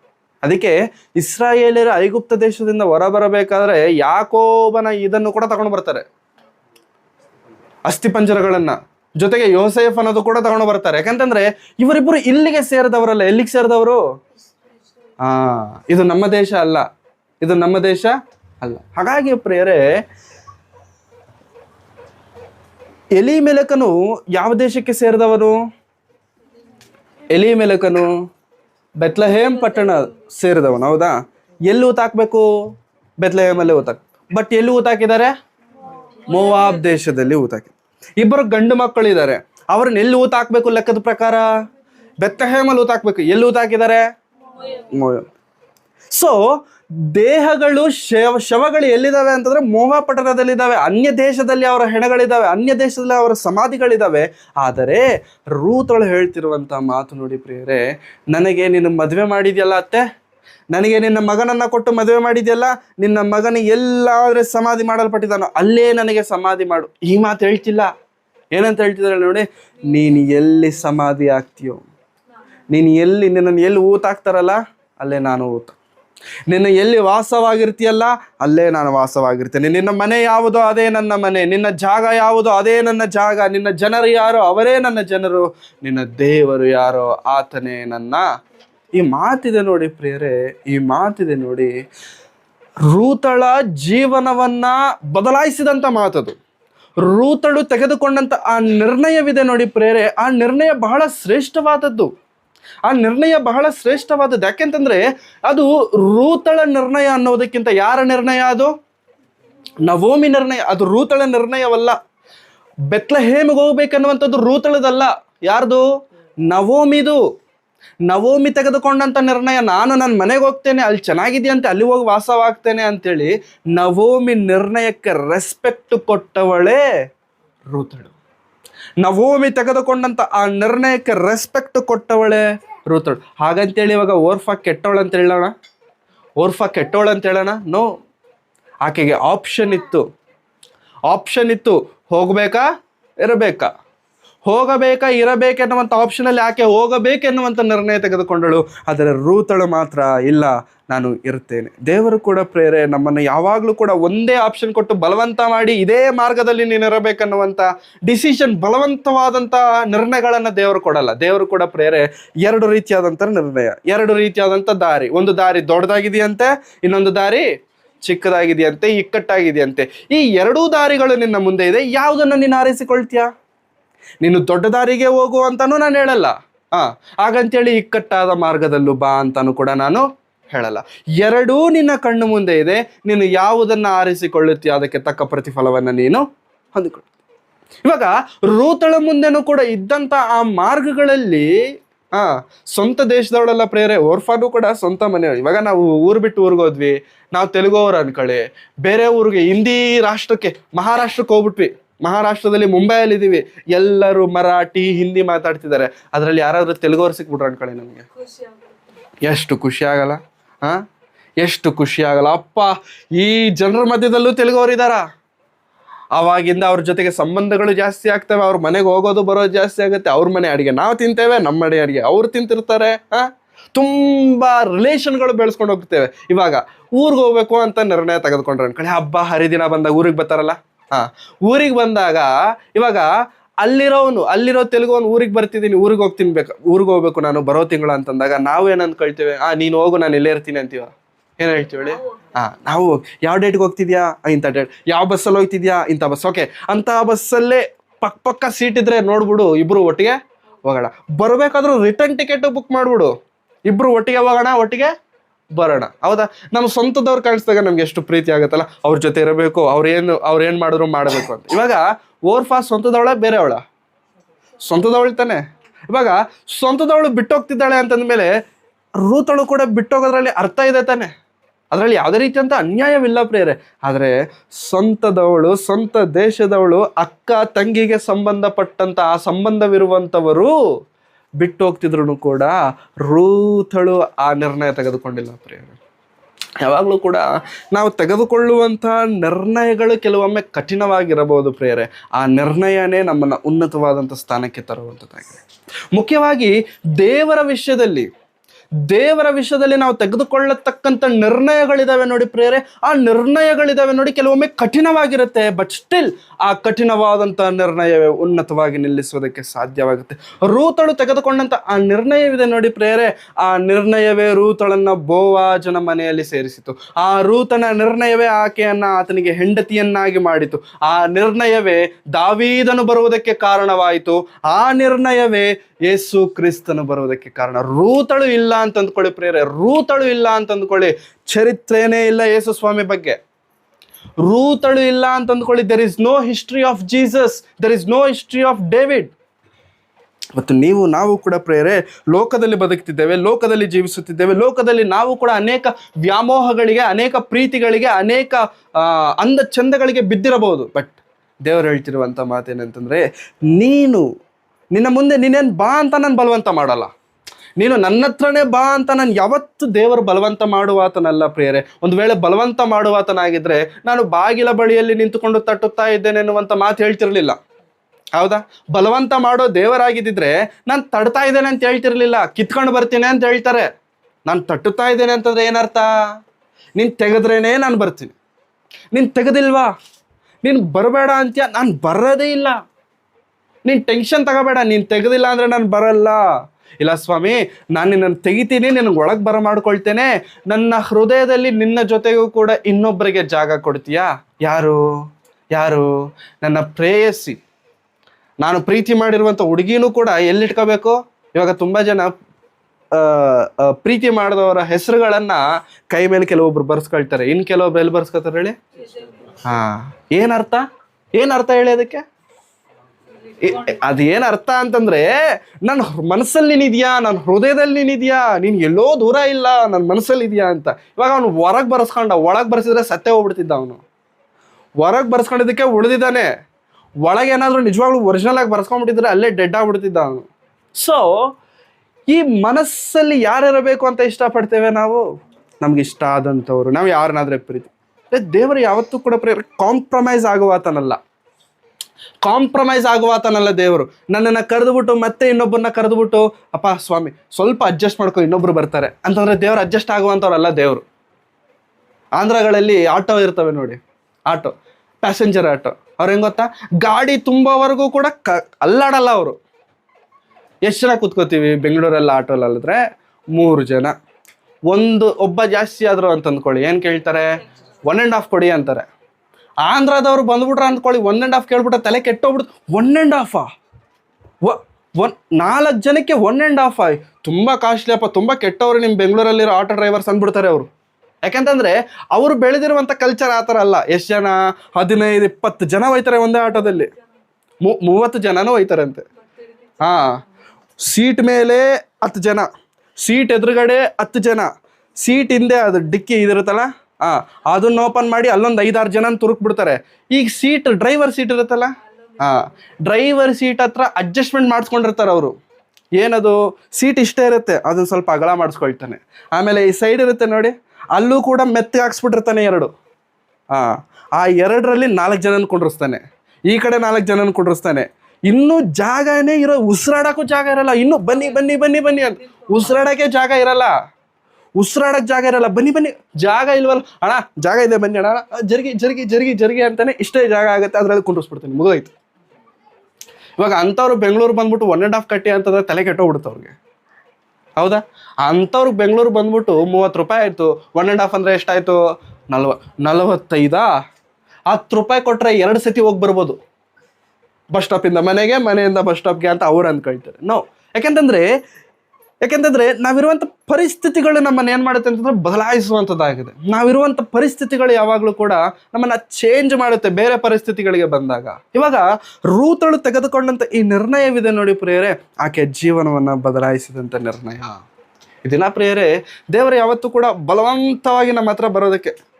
ಇವಾಗ ಆಂಧ್ರ ಕಡೆ ಆಟೋದ ಹತ್ರ ಹೋಗ್ಬಿಟ್ಟು ಜರುಗಿ ಜರುಗಿ ನನಗೆ ನಾನು ಪೂರ್ತಿ ಬೇಕು ಆಟೋ ಅಂತಂದರೆ ಯಾವನೂ ಒಪ್ಪಲ್ಲ. ಆಟೋ ಡ್ರೈವರೇ ಒದ್ದು ಕಳಿಸ್ಬಿಡ್ತಾನೆ, ನೀನು ಬೇಡ, ನಿನ್ನ ಗಿರಾಕಿನೂ ಬೇಡ ಅಂತೇಳಿ. ಬೆಂಗಳೂರು ಆಟೋಗಳಲ್ಲಿ ನೋಡಿ, ಒಬ್ಬನೇ ಕೂತಿರ್ತಾನೆ, ಅವ್ನ ತೊಡೆ ಮೇಲೆ ಲ್ಯಾಪ್ಟಾಪ್ ಇರುತ್ತೆ, ಆರಾಮಾಗಿ ಹಿಂಗೆ ಚಾಚ್ಕೊಂಡು ಕೂತಿರ್ತಾನೆ. ಒಬ್ಬ ಆದರೆ ಸೀಟ್ ಮೇಲೆ ಪೂರ್ತಿ ಕಾಲು ಚಾಚ್ಕೊಂಡಿರ್ತಾನೆ. ಯಾಕಂತಂದರೆ ಇಲ್ಲಿ ಆ ಫೆಸಿಲಿಟಿ ಇದೆ, ಅಲ್ಲಿ ಆ ಫೆಸಿಲಿಟಿ ಇಲ್ಲ. ಒಬ್ಬ ಬುಕ್ ಮಾಡ್ಕೊಂಡ ಆಟೋನ ಒಬ್ಬನೇ ಹತ್ತಬೇಕು, ಇಬ್ಬರು ಬುಕ್ ಮಾಡ್ಕೊಂಡ್ರ ಇಬ್ಬರೇ ಹತ್ತಬೇಕು. ಲಿಮಿಟ್ ಇದೆ ಇಲ್ಲಿ. ದೇವರು ಕೂಡ ಪ್ರೇರೆ ನಮ್ಮ ಹೃದಯದೊಳಗಡೆ ಬರಬೇಕಾದ್ರೆ, ಸ್ವಾಮಿ ಸ್ವಲ್ಪ ಅಡ್ಜಸ್ಟ್ ಮಾಡ್ಕೊಂಡು ನಾನು ಇನ್ನೊಬ್ಬ ಬರ್ತಾನೆ, ಸ್ವಲ್ಪ ಜರಿಕೋ ಸ್ವಾಮಿ ಇನ್ನೊಬ್ಬ ಬರ್ತಾನೆ ಅಂತಂದರೆ ನೋ. ನೀನು ಜರಿಕೊಂಡು ಸ್ವಲ್ಪ ಅಡ್ಜಸ್ಟ್ ಮಾಡ್ಕೊಂಡು ಕೂತ್ಕೊ ಅಂತಂದ್ರೆ ನಾನು ಕೂತ್ಕೊಳ್ಳಲ್ಲ, ನನಗದು ಬೇಡ. ದೇವರು ಯಾವತ್ತೂ ಕೂಡ ಪ್ರೇರೆ ಕಾಂಪ್ರಮೈಸ್ ಆಗಲ್ಲ. ದೇವರು ತನ್ನ ನಾಮಕ್ಕೆ ಅಪಕೀರ್ತಿ ತರುವಂಥ ಯಾವ ಚಿಕ್ಕ ಕಾರ್ಯವು ನಡೆದರೂ ಕೂಡ ದೇವರಲ್ಲಿ ಇರೋದಕ್ಕೆ ಇಷ್ಟಪಡೋದಿಲ್ಲ. ದೇವರಿಗೆ ಆದಂಥ ಸಿಂಹಾಸನವಿರಬೇಕು, ದೇವರಿಗೆ ಆದಂಥ ಗೌರವವಿರಬೇಕು, ಅವಾಗಲೇ ದೇವರಲ್ಲಿ ಇರ್ತಾರೆ. ಇಲ್ಲ ಅಂತಂದರೆ ದೇವರು ಇರಲ್ಲ. ಹಾಗಾಗಿ ನಾವು ನಮ್ಮ ಜೀವನದಲ್ಲಿ ಯಾವುದಕ್ಕೆ ಪ್ರಾಧಾನ್ಯತೆಯನ್ನು ಕೊಡ್ತಿದ್ದೇವೆ, ನಾವು ನಮ್ಮ ಜೀವನದಲ್ಲಿ ಯಾವುದಕ್ಕೆ ಪ್ರಯಾರಿಟಿ ನಾವು ಕೊಡ್ತಿದ್ದೇವೆ, ಇದು ಬಹಳ ಪ್ರಾಮುಖ್ಯ ಪ್ರಿಯರೇ, ಇದು ಬಹಳ ಪ್ರಾಮುಖ್ಯ. ರೂತಳು ಅನ್ಯಾಳೆ, ರೂತಳು ಕರೆಯಲ್ಪಟ್ಟವಳಲ್ಲ. ರೂತಳು ಅನ್ಯಳಾಗಿದ್ದರೂ ಕೂಡ ಪ್ರಿಯರೇ ದೇವರ ವಿಷಯದಲ್ಲಿ ಆಕೆಗಿದ್ದಂಥ ಆಸಕ್ತಿ ಇದೆ ನೋಡಿ. ದೇವರೇ ಆಕೆಯನ್ನ ಕರ್ಕೊಂಡು ಹೋದ್ರು. ದೇವರೇ ಆಕೆಯನ್ನ ಹೊಸ ಒಡಂಬಡಿಕೆಗೆ ಬರೋಷ್ಟರಲ್ಲಿ ಪ್ರಿಯರೇ ಇತಾಲ್ಯ ಪಠಾಳವೆನಿಸಿಕೊಳ್ಳುವ ಒಂದು ಜಾಗದಲ್ಲಿ ಒಬ್ಬ ಇದಾನಂತೆ. ಏನ್ ಹೆಸರು? ಕೊರ್ನೇಲ್ಯನು. ಈ ಕೊರ್ನೇಲ್ಯನಿಗೆ ದೇವರಂದ್ರೆ ಗೊತ್ತಿಲ್ಲ, ಬಟ್ ಭಯಭಕ್ತಿ ಇದೆ. ಯೇಸು ಸ್ವಾಮಿ ಬಗ್ಗೆ ಗೊತ್ತಿಲ್ಲ, ಆದ್ರೂ ಭಯಭಕ್ತಿ ಇದೆ. ಯೆಹೋವ ದೇವರೆನ್ನುವಂಥ ವಿಷಯ ಗೊತ್ತಿಲ್ಲ, ಆದ್ರೂ ಏನಿದೆ? ಭಯಭಕ್ತಿ ಇದೆಯಂತೆ. ದಾನ ಧರ್ಮಗಳನ್ನ ಮಾಡ್ತಿದ್ದಾನಂತೆ. ಒಂದು ದಿನ ಕನಸು ಬಂತು, ಏನು ದರ್ಶನ ಬಂತು. ಒಬ್ಬ ದೊಡ್ಡ ವ್ಯಕ್ತಿ ನಿಮ್ಮ ಮನೆಗೆ ಬರ್ತಾನೆ, ನಿಮ್ಮ ಮನೆಗೆ ಬಂದು ಸುವಾರ್ತೆ ಸಾರ್ತಾನೆ, ಅವನನ್ನ ನೀನು ಕರೆಸು, ಅವನಂತ ಜಾಗದಲ್ಲಿ ಇದ್ದಾನೆ ಅಂತಂದಾಗ ಅವಾಗ ಪೇತ್ರನನ್ನ ದೇವರು ಕಳಿಸ್ತಾರೆ. ಏನಂತ? ಸುಮಾರು ಮಧ್ಯಾಹ್ನ ಊಟದ ಟೈಮಲ್ಲಿ ಪೇತ್ರನು ಮಾಡಿ ಮೇಲೆ ಪ್ರಾರ್ಥನೆ ಮಾಡ್ತಿದ್ದಾನೆ. ಹಶ್ವಾಗ್ತಿರ್ಬೇಕಾದ್ರೆ ಒಂದು ದರ್ಶನ ಬಂತಂತೆ. 4 ಕಡೆ ಹಿಡಿಯಲ್ಪಟ್ಟಿರುವಂಥ ಒಂದು ದೊಡ್ಡ ಜೋಳಿಗೆ ಅಂತಿರುವಂಥದ್ದು ಇಳಿದು ಬಂದು ಅದರಲ್ಲಿ ನಡೆಯೋದು, ಎಗರೋದು, ಕುಣಿಯೋದು, ಹಾರಾಡೋದು, ಎಲ್ಲ ಥರ ಪಶುಗಳಿದಾವಂತೆ. ಕೊಂದು ತಿನ್ನು 3 ಸತಿ ನಾನು ತಿನ್ನಲ್ಲ ಎತ್ತಲ್ಪಡ್ತು. ಏನಿದು ಅಂತ ಯೋಚನೆ ಮಾಡ್ಕೊಂಡು ಮೆಟ್ಲಿಳಿತಿರ್ಬೇಕಾದ್ರೆ ಮತ್ತೆ ದೇವ್ರು ಮಾತನಾಡ್ತಾರೆ, ನಿನ್ನನ್ನು ಕರ್ಕೊಂಡು ಹೋಗೋದಕ್ಕೆ ಇಬ್ರು ಬಂದಿದ್ದಾರೆ ಮನೆ ಕೆಳಗಡೆ. ಏನು ಕೇಳಬೇಡ, ಎದ್ದು ಹೋಗ್ ಅಷ್ಟೇ. ಅವರು ಬಂದು ಇಲ್ಲಿ ಪೇತ್ರನಂತ ಒಬ್ಬ ಇದ್ದಾನೆ ಗೊತ್ತಾ ಅಂತಂದಾಗ, ನಾನೇ ಪೇತ್ರನು, ಬನ್ನಿ ಹೋಗೋಣ ಅಷ್ಟೇ. ಆವಾಗ ಅವ್ರು ಹೇಳ್ತಾರೆ, ಇಂಥ ಪರಿಸ್ಥಿತಿಗಳಲ್ಲಿ ನಮ್ಮ ಯಜಮಾನರಿಗೆ ದೇವ ದರ್ಶನವಾಗಿದೆ, ಸೊ ನೀವು ಬರಬೇಕು ಅಂದಾಗ ಅವಾಗ ಮನೆ ಒಳಗಡೆ ಸೇರಿಸ್ಕೊಂಡು ಆತಿಥ್ಯವನ್ನು ಕೊಟ್ಟು ಮಾರನೇ ದಿನ ಬೆಳಿಗ್ಗೆ ಎದ್ದು ಹೋಗ್ತಾರೆ. ಯಾಕೆ ಈ ಸಂದರ್ಭ ಹೇಳಿದೆ ಅಂತಂದ್ರೆ ಪ್ರಿಯರೇ, ದೇವರ ಮೇಲೆ ನಮಗೆ ಆಸಕ್ತಿ, ದೇವರ ಮೇಲೆ ನಮಗೆ ಭಕ್ತಿ ವಿಶ್ವಾಸಗಳಿದ್ದರೆ ದೇವರೇ ನಮ್ಮನ್ನ ಕರ್ಕೊಂಡು ಹೋಗ್ಬಿಡ್ತಾರೆ. ಇವಾಗ ಈ ಕಂಚುಕಿ ದೇವರನ್ನ ಆರಾಧಿಸುವುದಕ್ಕೆ ಬರ್ತಿದ್ಲಂತೆ ಪ್ರಿಯರೇ. ದೇವರನ್ನ ಆರಾಧಿಸುವುದಕ್ಕೆ ಬೈಬಲ್ ಓದ್ತಿದ್ದಾನೆ. ಬೈಬಲ್ ಓದ್ತಿರ್ಬೇಕಾದ್ರೆ ಅವನಿಗೆ ಅರ್ಥ ಆಗ್ತಿಲ್ಲ. ಯೆಶಾಯನ ಗ್ರಂಥ ಓದ್ತಿದ್ದಾಳೆ ಪಾಪ, ಅರ್ಥ ಆಗದಿರಬೇಕಾದ್ರೆ ದೇವ್ರು ನೋಡ್ಬಿಟ್ರು, ಅಯ್ಯೋ ಇವ್ಳಿಗೆ ಅರ್ಥ ಆಗ್ತಿಲ್ವಲ್ಲ ಅಂಥೇಳಿ ಇಮ್ಮಿಡಿಯೇಟ್ ಆಗಿ ಎಲ್ಲೋ ಬೇರೆ ಕಡೆ ಇದ್ದ ಯಾರು? ಫಿಲಿಪ್ಪನನ್ನ ಕರೆದು ಅಡವಿಯೊಳಗಿಂದ ಓಡೋಗ್ಬಿಟ್ಟು ಅಲ್ಲಿ ಒಂದು ರಥ ಹೋಗ್ತಿರುತ್ತೆ. ಆ ರಥದಲ್ಲಿ ಕಂಚುಕಿ ಇದ್ದಾಳೆ, ಆಕೆನ ನೀನು ಮೀಟ್ ಮಾಡಬೇಕು. ಯಾಕೆ ಸ್ವಾಮಿ ಓಡೋಗ್ ಫಸ್ಟು? ಯಾಕೆಂದ್ರೆ ಆಕೆ ಬೈಬಲ್ ಓದ್ತಿದ್ದಾಳೆ. ಓದ್ತಿದ್ರೆ ಅವನಿಗೆ ಅರ್ಥ ಆಗ್ತಿಲ್ಲ. ನೀನು ಹೋಗು, ವಿವರಿಸಿ ಹೇಳು. ಯಾವಾಗಾದ್ರೆ ಫಿಲಿಪ್ಪನು ಬಂದು ರಥವನ್ನು ಏರಿ ಏನು ಓದ್ತಿದ್ಯಾ ಅಂತಂದ್ರೆ ನನಗೇನು ಅರ್ಥ ಆಗ್ತಿಲ್ಲ ಅಂತಂದಾಗ, ನೀನು ಓದುತ್ತಿರುವಂಥ ವಿಷಯ ಏನೋ ಗೊತ್ತಾ? ಯೇಸು ಸ್ವಾಮಿಯನ್ನು ಕುರಿತು. ಆ ಕುರಿ ಯಾರೋ ಗೊತ್ತಾ? ಯೇಸು ಕ್ರಿಸ್ತನು. ಬಲಿಯಾದವನು ಯಾರೋ ಗೊತ್ತಾ? ಯೇಸು ಸ್ವಾಮಿ. ದೀಕ್ಷಾ ಸ್ನಾನ 1 ಸತ್ತೋಯ್ತಿಯಲ್ಲ ಅಂದ್ರೆ ನರಕಕ್ಕೆ ಹೋಯ್ತಿಯ ಅಂದಿದ ತಕ್ಷಣ ಪ್ರಯಾಣದಲ್ಲಿರಬೇಕಾದ್ರೆ ದಾರಿಯಲ್ಲಿ ನೀರು ಕಾಣಿಸ್ತಂತೆ, ನೀರಿನಲ್ಲಿ ಆಕೆಯನ್ನ ದೀಕ್ಷಾ ಸ್ನಾನ. ಪ್ರಿಯರೇ, ಯಾಕೆ ಈ ಸಂದರ್ಭಗಳನ್ನು ನಾವು ತಿಳಿದುಕೊಂಡಿದ್ದೇವೆ ಅಂತಂದ್ರೆ, ಅವರು ಅನ್ಯರೇ ಆಗಿರಬಹುದು, ದೇವರನ್ನ ಅರಿಯದೇವರೇ ಆಗಿರಬಹುದು, ಆದರೆ ದೇವರನ್ನ ಅರಿತವರಿಗಿಂತ ಭಕ್ತಿ ಹೆಚ್ಚಾಗಿದೆ ಅಂತ ಅಂದ್ಕೊಳ್ಳಿ, ದೇವರೇ ಅವ್ರನ್ನ ಕರ್ಕೊಂಡು ಬಂದ್ಬಿಡ್ತಾರೆ, ದೇವರೇ ಅವ್ರನ್ನ ಎಳ್ಕೊಂಡು ಬಂದ್ಬಿಡ್ತಾರೆ. ಪ್ರಿಯ ದೇವರ ಮಕ್ಕಳೇ, ನಮಗೆ ದೇವರ ವಿಷಯದಲ್ಲಿ ಆಸಕ್ತಿ ಇದೆಯಾ? ದೇವರಿಗೋಸ್ಕರ ಒಂದು ದೃಢವಾದಂಥ ಸಂಕಲ್ಪ ನಿರ್ಣಯಗಳನ್ನ ಒಂದು ವೇಳೆ ನಾವು ತೆಗೆದುಕೊಂಡ್ರೆ ಪ್ರಿಯರೇ, ದೇವರು ಕೈ ಬಿಡುವಾತನಲ್ಲ. ಎಂಥವರನ್ನ ದೇವರು ಉಪಯೋಗಿಸ್ಕೊಂಡಿದ್ದಾನೆ. ಪಾಮರನು ಏನು ಗೊತ್ತಿಲ್ಲ ಪೇತ್ರನಿಗೆ, ಏನು ಗೊತ್ತಿಲ್ಲದೆ ಇರುವಂತ ಪೇತ್ರನನ್ನು ಸಭೆಗೆ ಹಿರಿಯನನ್ನಾಗಿ ದೇವರು ಮಾಡಿದ್ದಾರೆ. ಕೇಫಾ, ನೀನು ಬಂಡೆ, ನಿನ್ನ ಮೇಲೇನೆ ಸಭೆ ಕಟ್ಟಲ್ಪಡುತ್ತೆ. ನೀನು ಏನಾದ್ರೆ ಮುಚ್ತೀಯಲ್ಲ, ಅದು ಮುಚ್ಚಲ್ಪಡುತ್ತೆ ಪರಲೋಕದಲ್ಲಿ. ನೀನು ಏನಾದ್ರು ತೆಗಿತೀಯಲ್ಲ, ಅದು ತೆಗೆಯಲ್ಪಡುತ್ತೆ. ಅಷ್ಟು ದೊಡ್ಡ ಅಧಿಕಾರ ಪೇತ್ರನಿಗೆ ದೇವರು ಕೊಡೋದಕ್ಕೆ ಕಾರಣವೇನೋ ಗೊತ್ತಾ ಪ್ರಿಯರೇ? ಕೇಫಾದಲ್ಲಿ, ಪೇತ್ರನಲ್ಲಿ ದೇವರು ಕಂಡದ್ದು ಆಸಕ್ತಿ, ಭಕ್ತಿ. ಕರೆದಿದ ತಕ್ಷಣ ಬಂದಲ್ಲ, ಯೇಸು ಸ್ವಾಮಿ ಕರೆದಿದ ತಕ್ಷಣ ನಂಗೆ ಟೈಮ್ ಇದೆ, ನಂಗೆ ಟೈಮ್ ಇಲ್ಲ, ಕೆಲಸ ಇದೆ ಅಂತ ನೆಪ ಹೇಳದ್ನ? ನೋ. ಕರೆದಿದ ತಕ್ಷಣ ಬಂದದ್ದಕ್ಕೆ ದೇವರು ಕೊಟ್ಟಿರುವಂಥ ದೊಡ್ಡ ಆಧಿಕ್ಯತೆ. ಇದನ್ನ ಪ್ರೇರೆ, ದೇವರು ಒಂದು ವೇಳೆ ನಿಮ್ಮನ್ನು ನಮ್ಮನ್ನು ತನ್ನ ವಾಕ್ಯದ ಮೂಲಕವಾಗಿ ಪ್ರೇರೇಪಿಸಿ ಆತನ ಸೇವೆಗಾಗಿ, ಆತನ ಕೆಲಸಕ್ಕಾಗಿ ಕರೆಯುತ್ತಿರಬೇಕಾದ್ರೆ ಪ್ರೇರೆ, ಪ್ಲೀಸ್ ಡೋಂಟ್ ನೆಗ್ಲೆಕ್ಟ್. ಅರ್ಥ ಮಾಡ್ಕೊಳ್ಳಿ. ದೇವರ ಪ್ರೀತಿಯನ್ನು ನಾವು ಅರ್ಥ ಮಾಡ್ಕೊಳ್ಳೋದಕ್ಕೆ ದೇವರ ಈ ಮಾತುಗಳನ್ನು ನಾವು ಕೇಳಿಸ್ತಿರ್ತಾರೆ. ಯಾಕಂತಂದ್ರೆ ಪ್ರಿಯರೇ, ದೇವರ ವಾಕ್ಯ ಕೇಳೋಷ್ಟೊತ್ತು ನಾವು ತುಂಬ ಎಮೋಷ್ನಲ್ ಆಗಿರ್ತೇವೆ. ಮಾಡ್ಬಿಡ್ಬೇಕು, ಹಂಗೆ ಮಾಡ್ಬಿಡ್ಬೇಕು, ಹಿಂಗೆ ಮಾಡ್ಬಿಡ್ಬೇಕು. ಹೊರಗೋಗಿ ಏನು ಮಾಡ್ಬೇಕು ಅನ್ಕೊಂಡಿದ್ದೀವೋ ಮರ್ತೋಗ್ಬಿಟ್ಟಿರ್ತೇವೆ, ಏನಾಗುತ್ತೆ ನಮಗೆ ಮರ್ತೋಗ್ಬಿಟ್ಟಿರ್ತೇವೆ. ಓರ್ಫಳ ಜೀವನದಲ್ಲೂ ನಡೆದದ್ದು ಅದೇ, ಓರ್ಫಳು ಕೂಡ ಮಾಡಿದದ್ದು ಅದೇ. ಏನೋ ಗೊತ್ತಾ, ಓರ್ಫಳಿಗೆ ಎಲ್ಲ ಗೊತ್ತು.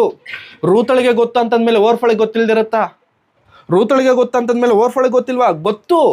ಗೊತ್ತಿದ್ದರೂ ಕೂಡ ಚಾನ್ಸ್ ಸಿಕ್ಕಿದೆಯಲ್ಲ, ಅವಕಾಶ ಸಿಕ್ಕಿದೆಯಲ್ಲ, ಅವಕಾಶವನ್ನ ಮಿಸ್ಯೂಸ್ ಮಾಡ್ಕೊಂಡಿಲ್ಲ. ಬಿಟ್ಟಳು, ಸ್ವಂತ ದೇಶಕ್ಕೆ ಹೋದಳು, ಅನ್ಯ ದೇವತೆಗಳನ್ನು ಪೂಜಿಸೋದಕ್ಕೆ ಮತ್ತೆ ಹಿಂತಿರುಗಿ. ಈ ದಿನ ಪ್ರಿಯರೇ, ದೇವರು ನಮ್ಮನ್ನು ಕರೆಯೋದಕ್ಕೆ ಒಂದು ಕಾರಣವಿದೆ, ಒಂದು ಉದ್ದೇಶವಿದೆ. ಒಂದು ಮಾತು ಹೇಳಬೇಕು ಅಂತಂದ್ರೆ ಪ್ರಿಯರೇ, ಈ ರೂತಳ ಜೊತೆಗೆ ಅತ್ತೆ ಹೆಸರೇನು ಪ್ರಿಯರೇ? ಅದು ನವೋಮಿ ಊರಿಗೆ ಹೋಗ್ತಾಳೆ. ಬೆತ್ಲೆಹೇಮ್ಗೆ ಹೋದಾಗ ಅಯ್ಯೋ ನವಮಿ ಬಂದ್ಲು ಅಂತ ಎಲ್ಲರೂ ಬಂದ್ರು. ಯಾಕೆಂತಂದ್ರೆ 10 ವರ್ಷ ಆಯ್ತಲ್ಲ, 10 ವರ್ಷ ಆಯ್ತು. ಬರಗಾಲ ಬಂದಾಗ ಹೋದವಳು ಮತ್ತಿವಾಗ ಬಂದಿದ್ದಾಳೆ, ಹೆಂಗಿದ್ಯಾ ಏನಿದ್ಯಾ ಅಂತ ಕೇಳ್ತಿರ್ಬೇಕಾದ್ರೆ ಅವಾಗ ನವಮಿ ಹೇಳುವಂತ ಮಾತು, ಇನ್ನು ಮೇಲೆ ನನ್ನನ್ನು ಆ ಹೆಸರಿಂದ ಕರಿಬೇಡಿ.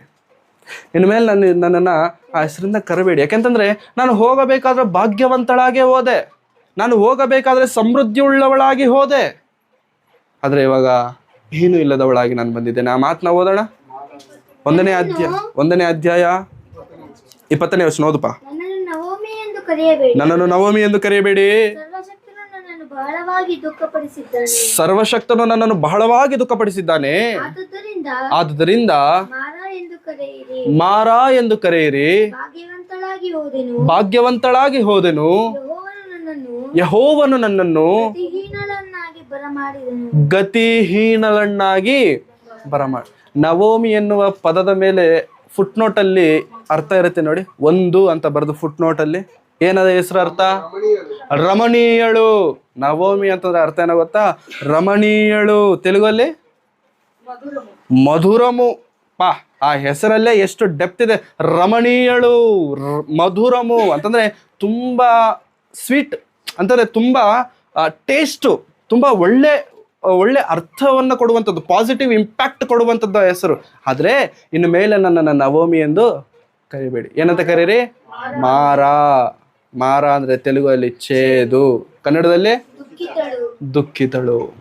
ಅಂದ್ರೆ ಒಂದು ಕ್ಷಣ ನವೋಮಿನೂ ಕೂಡ ದೇವರನ್ನ ಬೈದ್ಲು ಪ್ರಿಯರೇ, ದೇವರನ್ನ ಬೈದ್ಲು. ಆ ವಚನದಲ್ಲಿ ಹಂಗೆ ಇದೆ ನೋಡಿ, ಆ 20ನೇ ವಚನ ಮತ್ತೆ ಓದೋಣ.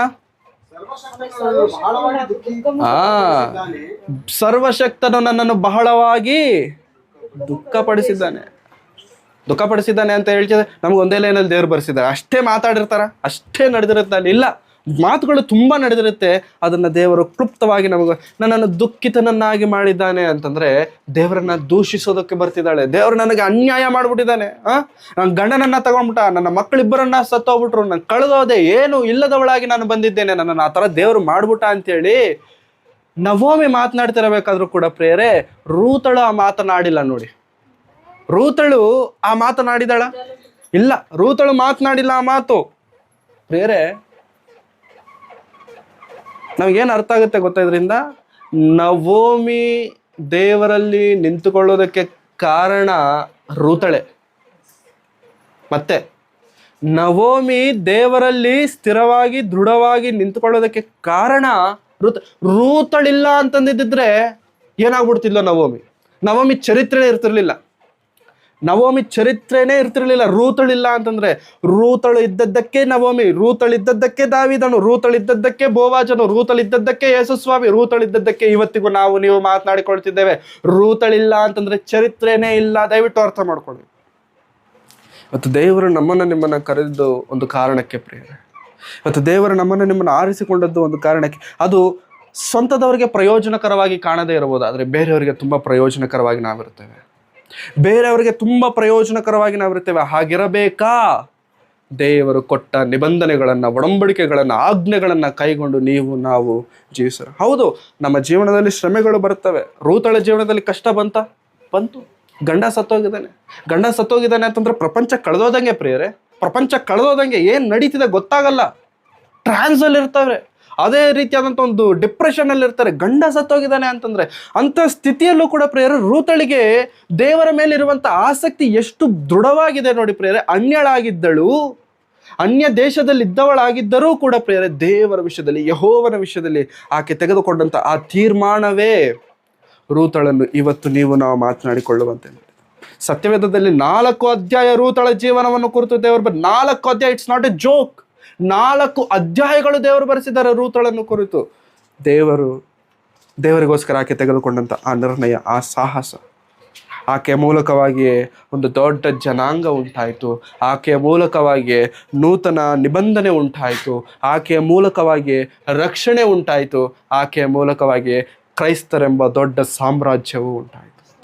ಒಂದು ವೇಳೆ ರೂತಳಿಲ್ಲ ಅಂತಂದರೆ ಪ್ರಿಯರೇ, ಆ ಲೈನ್ ಕಟ್ಟಾದಂಗೆ, ಆ ಟ್ರ್ಯಾಕ್ ಕಟ್ಟಾದಂಗೆ, ಕಟ್ಟಾಯ್ತಾ, ಆ ಚೈನ್ ಕಟ್ಟಾಯ್ತಾ, ಕನೆಕ್ಷನ್ ಕಟ್ಟಾಯ್ತಾ, ಕನೆಕ್ಷನ್ ಬ್ರೇಕ್ ಆಯ್ತಾ? ದಾವೀದನಿಲ್ಲ, ಯೇಸು ಸ್ವಾಮಿನೂ ಕೂಡ. ಈ ದಿನ ಪ್ರಿಯರೇ, ನಿಮ್ಮ ನಿರ್ಣಯಗಳು ಬಹಳ ಬದಲಾವಣೆಯನ್ನು ತರ್ತವೆ. ದಯವಿಟ್ಟು ಅರ್ಥ ಮಾಡ್ಕೊಳ್ಳಿ. ನಾನು ಚೆನ್ನಾಗೇ ಇದ್ದೇನೆ, ನಾನು ಹಿಂಗೆ ಇರ್ತೇನೆ. ನೋ, ನೀವು ತೆಗೆದುಕೊಳ್ಳುವಂಥ ಕೆಟ್ಟ ನಿರ್ಣಯವು ಭವಿಷ್ಯತ್ತಿಗೆ ಅದು ಅಫೆಕ್ಟ್ ಆಗುವಂಥದ್ದಾಗಿದೆ. ನಾವು ತೆಗೆದುಕೊಳ್ಳುವಂಥ ಒಳ್ಳೆಯ ನಿರ್ಣಯವು ಭವಿಷ್ಯತ್ತಿಗೆ ಅದು ಪ್ರಭಾವಿತರನ್ನಾಗಿ ಮಾಡುವಂಥದ್ದಾಗಿದೆ. ಹಾಗಾಗಿ ನಾವು ಯಾವ ನಿರ್ಣಯವನ್ನು ತೆಗೆದುಕೊಳ್ತಿದ್ದೇವೆ, ದೇವರ ವಾಕ್ಯ ನಮಗೆ ಯಾಕೆ ಹೇಳ್ತಿದ್ದಾರೆ, ಯಾಕೆ ಇಷ್ಟು ವಾಕ್ಯಗಳನ್ನು ಕೇಳಿಸ್ತಿದ್ದಾರೆ? ಸುಮ್ಮನೆ ಕೂತ್ಕೊಂಡು ಎದ್ದೋಗೋದಕ್ಕಲ್ಲ ಪ್ರಿಯರೇ. ಈ ಮಾತುಗಳನ್ನು ನೀವು ಕೇಳಿ ಅಲ್ಲ, ಆ ಮಾತುಗಳನ್ನು ಪ್ರಕಟಿಸಿ ಅನೇಕರನ್ನು ಬಲಪಡಿಸೋದಕ್ಕೆ ಈ ಮಾತುಗಳು, ಸುಮ್ಮನೆ ಕುಳಿತುಕೊಳ್ಳೋದಕ್ಕಲ್ಲ ಪ್ರಿಯರೇ. ಹಾಗಾಗಿ ದೇವರಿಗೋಸ್ಕರ ರೂತಳು ತೆಗೆದುಕೊಂಡ ನಿರ್ಣಯ ನಾವು ತೆಗೆದುಕೊಳ್ಳೋಕ್ಕಾಗತ್ತಾ? ದೇವರಿಗೋಸ್ಕರ ಅನೇಕರನ್ನು ಬಲಪಡಿಸೋದಕ್ಕಾಗಿ ರೂತಳು ತೆಗೆದುಕೊಂಡ ಆ ಒಂದು ಡಿಸಿಷನ್ ಇದೆ ನೋಡಿ ಪ್ರಿಯರೇ, ಆ ಒಂದು ಡಿಸಿಷನ್ ರೂತಳ ಬದುಕನ್ನು, ಭವಿಷ್ಯತ್ತನ್ನು ಬದಲಾಯಿಸಿತು. She made it. ಆಕೆ ಬಳಿಯಲ್ಲಿದ್ದಂಥ 2 ಮಾರ್ಗಗಳಲ್ಲಿ ಸನ್ಮಾರ್ಗವೆನ್ನುವಂಥ ಮಾರ್ಗವನ್ನು ಆರಿಸಿಕೊಂಡಳು. ಆಕೆ ಬಳಿಯಲ್ಲಿದ್ದಂಥ 2 ದಾರಿಗಳಲ್ಲಿ ಕಠಿಣವಾದಂಥ ದಾರಿಯನ್ನು ಆಕೆ ಆರಿಸಿಕೊಂಡಳು. ಬಟ್ ದೇವರು ಆಕೆಯನ್ನು ಕೈ ಬಿಡಲಿಲ್ಲ, ದೇವರು ಆಕೆಯನ್ನು ಮರೆಯಲಿಲ್ಲ ಪ್ರಿಯರೇ. 2ನೇ ಅಧ್ಯಾಯ ಬೋವಾಜನನ್ನು ನೋಡ್ತಾಳೆ. 3ನೇ ಅಧ್ಯಾಯ ಬೋವಾಜನ ಪಾದಗಳ ಬಳಿಗೆ ಸೇರ್ತಾಳೆ. 4ನೇ ಅಧ್ಯಾಯ ಬೋವಾಜನಿಗೆ ಹೆಂಡತಿಯಾಗಿ ಬೋವಾಜನ ಪಕ್ಕದಲ್ಲಿ ಕುಳಿತುಕೊಳ್ತಾಳೆ. ಇದು ಈ 4 ಅಧ್ಯಾಯಗಳ ಚರಿತ್ರೆ. ಈ 4 ಅಧ್ಯಾಯಗಳನ್ನು ಒಂದೇ ಮಾತಲ್ಲಿ ಹೇಳ್ಬೋದಲ್ಲ ದೇವರು? ಹೌದಲ್ಲ ಪ್ರಿಯರೇ? ಒಂದೇ ಮಾತಲ್ಲಿ ಹೇಳ್ಬೋದಿತ್ತಲ್ಲ ದೇವರು? ತುಂಬ ಜನರ ಚರಿತ್ರೆಯನ್ನು ದೇವರು ಒಂದೇ ಮಾತಲ್ಲಿ ಹೇಳಿ ಮುಗಿಸ್ಬಿಟ್ಟಿದ್ದಾರೆ. ನ್ಯಾಯಸ್ಥಾಪಕರ ಗ್ರಂಥಕ್ಕೆ ನೋಡೋದಾದ್ರೆ ಪ್ರಿಯರೇ, ಒಬ್ಬ ನ್ಯಾಯಾಧಿಪತಿ ಇದ್ದಾನೆ. ಆ ನ್ಯಾಯಾಧಿಪತಿನ ಒಂದು ಲೈನಲ್ಲಿ ಹೇಳಿ ಮುಗಿಸ್ಬಿಟ್ಟಿದ್ದಾರೆ ದೇವರಷ್ಟೇ. ಇಂಥ ನ್ಯಾಯಾಧಿಪತಿ ಇದ್ದ, ಇಷ್ಟು ವರ್ಷ ಬದುಕ್ದ, ಸತ್ತ, ಅಷ್ಟೇ. ನ್ಯಾಯಾಧಿಪತಿ ಇದ್ದ, ಇಷ್ಟು ವರ್ಷ ಬದುಕ್ದ, ಸತ್ತೋದ, ಅಷ್ಟೇ. ಒಂದೇ ಲೈನಲ್ಲಿ ರೂತಳ ಚರಿತ್ರೆನ ಬರ್ಸ್ಬೋದಿತ್ತಲ್ಲ ದೇವರು? ಬರ್ಸ್ಬೋದಿತ್ತು. ಅದು ಈಸಿ ದೇವರಿಗೆ, ಬಟ್ ಬರ್ಸಿಲ್ಲ. ಟೈಮ್ ತಗೊಂಡಿದ್ದಾರೆ. ಟೈಮ್ ತಗೊಂಡು ಪ್ರಿಯರೇ 4 ಅಧ್ಯಾಯ ದೇವರು ಬರೆಸಿದ್ದಾರೆ ಅಂತಂದರೆ ಇಟ್ಸ್ ನಾಟ್ ಎ ಜೋಕ್. ಇದು ನಿಜವಾಗ್ಲೂ ಜೋಕ್ ಅಲ್ಲ ಪ್ರಿಯರೇ. ದೇವರು ನಿಮಗೆ ಕಳಿಸಬೇಕು, ಹೇಳ್ಕೊಡಬೇಕೆನ್ನುವಂಥ ವಿಷಯಗಳು ಎಷ್ಟೋ ಇದ್ದಾವೆ. ಆ ವಿಷಯಗಳನ್ನು ರೂತಳ ಜೀವನದಿಂದ ನಾವು ಕಲಿತುಕೊಳ್ಳಬೇಕು ಪ್ರಿಯರೇ. ಸೊ ದೇವರು ನಿಮಗೆ ಕೊಡುತ್ತಿರುವಂಥ ಮಹಾಬಾಧ್ಯತೆ ಇದು, ಮಹಾಬಾಧ್ಯತೆ. ಆ ಬಾಧ್ಯತೆಯನ್ನು ನಾವು ನೆರವೇರಿಸೋ. ಯಾಕೆಂತಂದರೆ ನಮ್ಮ ಜೀವನಗಳ ಮೂಲಕವಾಗಿ ದೇವರು ಎಷ್ಟೋ ಮಂದಿಯನ್ನು ಸ್ಥಿರಪಡಿಸಬೇಕು ಅಂತ ಅಂದ್ಕೊಳ್ತಾರೆ. ಸ್ಥಿರಪಡಿಸಬೇಕು ಅಂತಂದರೆ ನೀವು ಇರಬೇಕಲ್ಲ ದೇವರಿಗೋಸ್ಕರ. ಇಲ್ಲ ಅಂತಂದರೆ ದೇವರು ನಮ್ಮನ್ನು ತಲೆನೇ ಕೆಡಿಸ್ಕೊಳ್ಳೋದಿಲ್ಲ. 10ನೇ ಅಧ್ಯಾಯ ನೋಡಿ ಪ್ರಿಯ, ನ್ಯಾಯಸ್ಥಾಪಕರು 10ನೇ ಅಧ್ಯಾಯ 1-2 ವಚನ. ಅಭಿಮೇಲೆಕನ ತರುವಾಯ ಇಸ್ಸಾಕಾರ್ ಕುಲದ ದೋದೋವಿನ ಮೊಮ್ಮಗನು ಆಗಿದ್ದ ತೋಲನು ಇಸ್ರಾಯೇಲ್ಯರನ್ನು ರಕ್ಷಿಸಿದನು. ಅವನು ಎಫ್ರಾಯಿಂ ಪಟ್ಟಣದ ಸೀಮೆಯ ಶಾಮೀರ್ ಎಂಬ ಊರಲ್ಲಿ ವಾಸವಾಗಿದ್ದನು. 23 ವರ್ಷಗಳವರೆಗೆ ಇಸ್ರಾಯೇಲ್ಯರನ್ನು ಪಾಲಿಸಿದ ನಂತರ ಸತ್ತು ಶಾಮೀರಿನಲ್ಲಿ ಹೂಣಲ್ಪಟ್ಟನು. ಚರಿತ್ರೆ ಎಷ್ಟು ವರ್ಷದ ಚರಿತ್ರೆ? 23 ವರ್ಷದ ಚರಿತ್ರೆ 2 ವಚನದಲ್ಲಿ ದೇವರು ಹೇಳಿ ಮುಗಿಸ್ಬಿಟ್ರು. 2 ವಚನದಲ್ಲಿ ದೇವರು ಹೇಳಿ ಮುಗಿಸ್ಬಿಟ್ರು. ಯಾಕಂತಂದ್ರೆ ಅವನ ಜೀವನ ನೀವು ಕಳ್ತ್ಕೊಂಡ್ರು ಕೇಳಿದ್ರು ಕೂಡ ಏನು ಪ್ರಯೋಜನ ಇಲ್ಲ. ಅವನ ಜೀವನದಲ್ಲಿ ನೀವು ಕಳ್ತ್ಕೊಳ್ಬೇಕಾದಂಥ ವಿಷಯಗಳು ಏನು ದೊಡ್ಡದಾಗಿ ಇಲ್ಲ. 23 ವರ್ಷದ ಚರಿತ್ರೆಯನ್ನ 2 ವಚನಗಳು ಹೇಳಿ. ಇನ್ನು ಮುಂದೆ ನೋಡಿ 12ನೇ ಅಧ್ಯಾಯ 8ನೇ ವಚನ ನೋಡಿ. 11ನೇ ವಚನ ನೋಡೋಣ. 11ನೇ ವಚನ. ಇವನ ತರುವಾಯ ಜಬುಲೂನ್ಯನಾದ ಏಲೋನನು ಇಸ್ರಾಯೇಲ್ಯರ ಪಾಲಕನಾಗಿ 10 ವರ್ಷಗಳವರೆಗೆ ಅವರನ್ನು ಪಾಲಿಸಿದ ನಂತರ ಮರಣ ಹೊಂದಿದನು. ಅವನ ಶವವು ಜಬೂಲೂನು ದೇಶದಲ್ಲಿ ಅಯ್ಯಾಲೋನಿನಲ್ಲಿ ಸಮಾಧಿ ಮಾಡಲ್ಪಡಿತು. ಅಷ್ಟೇ, ಇದಾನೆ, ಬೇರೆ ಏನಿಲ್ಲ. 2 ವಚನ. ರೂತಳ ಜೀವನವನ್ನು ದೇವರು 2 ವಚನದಲ್ಲಿ ಹೇಳಬೇಕು ಅನ್ಕೊಂಡ್ರೆ ಹೇಳ್ಬೋದಿತ್ತ? ಆರಾಮಾಗಿ ಹೇಳ್ಬೋದಿತ್ತು. ದೇವರು ಎಷ್ಟು ಅಧ್ಯಾಯ ತೆಗೆದುಕೊಂಡಿದ್ದಾರೆ? 4 ಅಧ್ಯಾಯಗಳನ್ನು ದೇವರು ಬರೆಸಿದ್ದಾರೆ ಅಂತಂದರೆ ಇಟ್ಸ್ ನಾಟ್ ಎ ಜೋಕ್. ರೂತಳಿಂದ ನಾವು ಕಳ್ತ್ಕೊಳ್ಬೇಕಾರಂಥದ್ದು ತುಂಬಾ ಇದೆ. ರೂತಳು ದೇವರಿಗೋಸ್ಕರ ತೆಗೆದುಕೊಂಡಂಥ ಆ ಒಂದು ನಿರ್ಣಯವಿದೆ ನೋಡಿ ಪ್ರಿಯರೇ, ಆಕೆ ಜೀವನವನ್ನು ಬದಲಾಯಿ. ಈ ದಿನ ಪ್ರಿಯರೇ, ದೇವರ ವಾಕ್ಯವನ್ನು ಅರಿತಂಥ ನಾವುಗಳು, ದೇವರ ವಾಕ್ಯ ತಿಳಿದಂಥ ನಾವುಗಳು, ನಮ್ಮಿಂದ ಏನಾಗುತ್ತೆ ಮಾಡಲಿಕ್ಕೆ, ಆ ಮಾಡಲಿಕ್ಕೆ ಆಗುವಂಥದ್ದನ್ನು ನಾವು ಬಚ್ಚಿಟ್ರೆ ಪ್ರಿಯರೇ, ದೇವರಿಗೆ ದ್ರೋಹ ಮಾಡಿದವರಾಗಿ ನಾವಿರುತ್ತೆ. ಯಾಕೆ ನಿನಗೆ ತಲಾಂತನ ದೇವರು ಕೊಟ್ಟಿದ್ದು? ಬಚ್ಚಿಡಕ್ಕಲ್ಲ, ಬಲಪಡಿಸು. ಏನಾಗುತ್ತೆ ನಿನ್ನಿಂದ ಅದನ್ನು ಹೇಳಿ ಬಲಪಡಿಸು, ಹಾಡಿ ಬಲಪಡಿಸು, ಮಾಡಿ ಬಲಪಡಿಸು, ಹೇಳಿ ಬಲಪಡಿಸು. ಏನು ನಮ್ಮಿಂದ ಮಾಡಲಿಕ್ಕಾಗತ್ತೆ? ಹಾಗಾಗಿ ಪ್ರಿಯ ದೇವರ ಮಕ್ಕಳೇ, ದೇವರು ನಮಗೆ ಕೊಟ್ಟಿದ್ದಾರೆ ಈ ಭಾಗ್ಯ, ದೇವರು ನಮಗೆ ಕೊಟ್ಟಿದ್ದಾರೆ ಈ ಅದೃಷ್ಟ. ದೇವರನ್ನು ಅರಿತಿದ್ದೇವೆ, ನಾವು ನಿಜವಾದಂಥ ದೇವರನ್ನು ತಿಳಿದಿದ್ದೇವೆ. ಲೋಕದಲ್ಲಿ ಬೇರೆ ಯಾರು ದೇವರುಗಳಿಲ್ಲ, ನಾನು ಬಿಟ್ಟರೆ ಬೇರೆ ದೇವರುಗಳು ಯಾರೂ ಇಲ್ಲ ಎಂದು ದೃಢವಾಗಿ ದೇವರು ಹೇಳಿದಂಥ ಆ ಮಾತನ್ನು, ಆ ದೇವರನ್ನ ಈ ದಿನ ನಾವು ನಂಬಿದ್ದೇವೆ ಪ್ರಿಯರೇ. ಆ ದೇವರಿಗೋಸ್ಕರ ನಾವು ನಿಂತಿದ್ದೇವೆ. ಆ ದೇವರಿಗೋಸ್ಕರ ದೃಢ ಸಂಕಲ್ಪವನ್ನು ತೆಗೆದುಕೊಂಡಿದ್ದೇವೆ. ಹೌದು ಪ್ರಿಯರೇ, ದೇವರಿಗೋಸ್ಕರ ನಾವು ನಿಲ್ಲುವುದಾದರೆ ಪ್ರಿಯರೇ, ದೇವರು ಎಂಥ ಪರಿಸ್ಥಿತಿಯಲ್ಲಾದರೂ ದೇವರು ನಮ್ಮನ್ನು ಕರೆತಡೋದಕ್ಕೆ ದೇವರ ಶಕ್ತನಾಗಿದ್ದಾನೆ. ಯಾಕೆಂತಂದರೆ ದೇವರು ನಮ್ಮನ್ನು ಯಾಕೆ ನಿಲ್ಲಿಸಬೇಕಂತ ಅಂದ್ಕೊಳ್ತಾರೆ ಗೊತ್ತಾ? ಮತ್ತೆ ಈ ಮಾತೇಳಿ ನಾನು ಮುಗಿಸ್ತೇನೆ. ದೇವರು ನಮ್ಮನ್ನು ಯಾಕೆ ನಿಲ್ಲಿಸಬೇಕಂತ ಅಂದ್ಕೊಳ್ತಾರೆ ಗೊತ್ತಾ? ನಮ್ಮ ಮೂಲಕ ಅನೇಕರು ನಿಲ್ಲಬೇಕು. ಮತ್ತೆ ನಮ್ಮ ಮೂಲಕ ಅನೇಕರು ನಿಲ್ಲಬೇಕು. ಈ ದೊಡ್ಡ ಮಹಾ ಕಾರ್ಯಕ್ರಮವನ್ನು ನಿಮ್ಮಿಂದ ನಮ್ಮಿಂದ ದೇವರು ಪ್ರಾರಂಭಿಸಬೇಕು ಅಂತ ಅಂದ್ಕೊಳ್ತಿದ್ದಾರೆ. ಆ ಪ್ರಾರಂಭಕ್ಕೆ ನಾವು ಸಿದ್ಧರಾಗದೆ ಹೋದರೆ ಬರದೇ ಹೋದರೆ ದೇವರು ಕೂಡ ಏನೂ ಮಾಡಲಿಕ್ಕಾಗಲ್ಲ ನಮ್ಮ ವಿಷಯದಲ್ಲಿ. ಹಾಗಾಗಿ ದೇವರಿಗೋಸ್ಕರ ಮುಂದೆ ಬರೋಣ ಪ್ರಿಯ. ನಿರ್ಣಯಗಳನ್ನು ತೆಗೆದುಕೊಳ್ಳೋಣ. ಅದು ಕಠಿಣವಾಗಿರುತ್ತೆ, ಹಿಂಸೆಯನ್ನು ಕೊಡುತ್ತೆ. 100 ಕಿಲೋಮೀಟರ್ ಮತ್ತೆ ಪ್ರಯಾಣ ಮಾಡ್ಕೊಂಡು ಹೋಗಿದ್ದಾರೆ ಅತ್ತೆ ಸೊಸೆ. 100 ಕಿಲೋಮೀಟರ್ ಮೋವಾಬ್ ದೇಶದಿಂದ ಮತ್ತೆ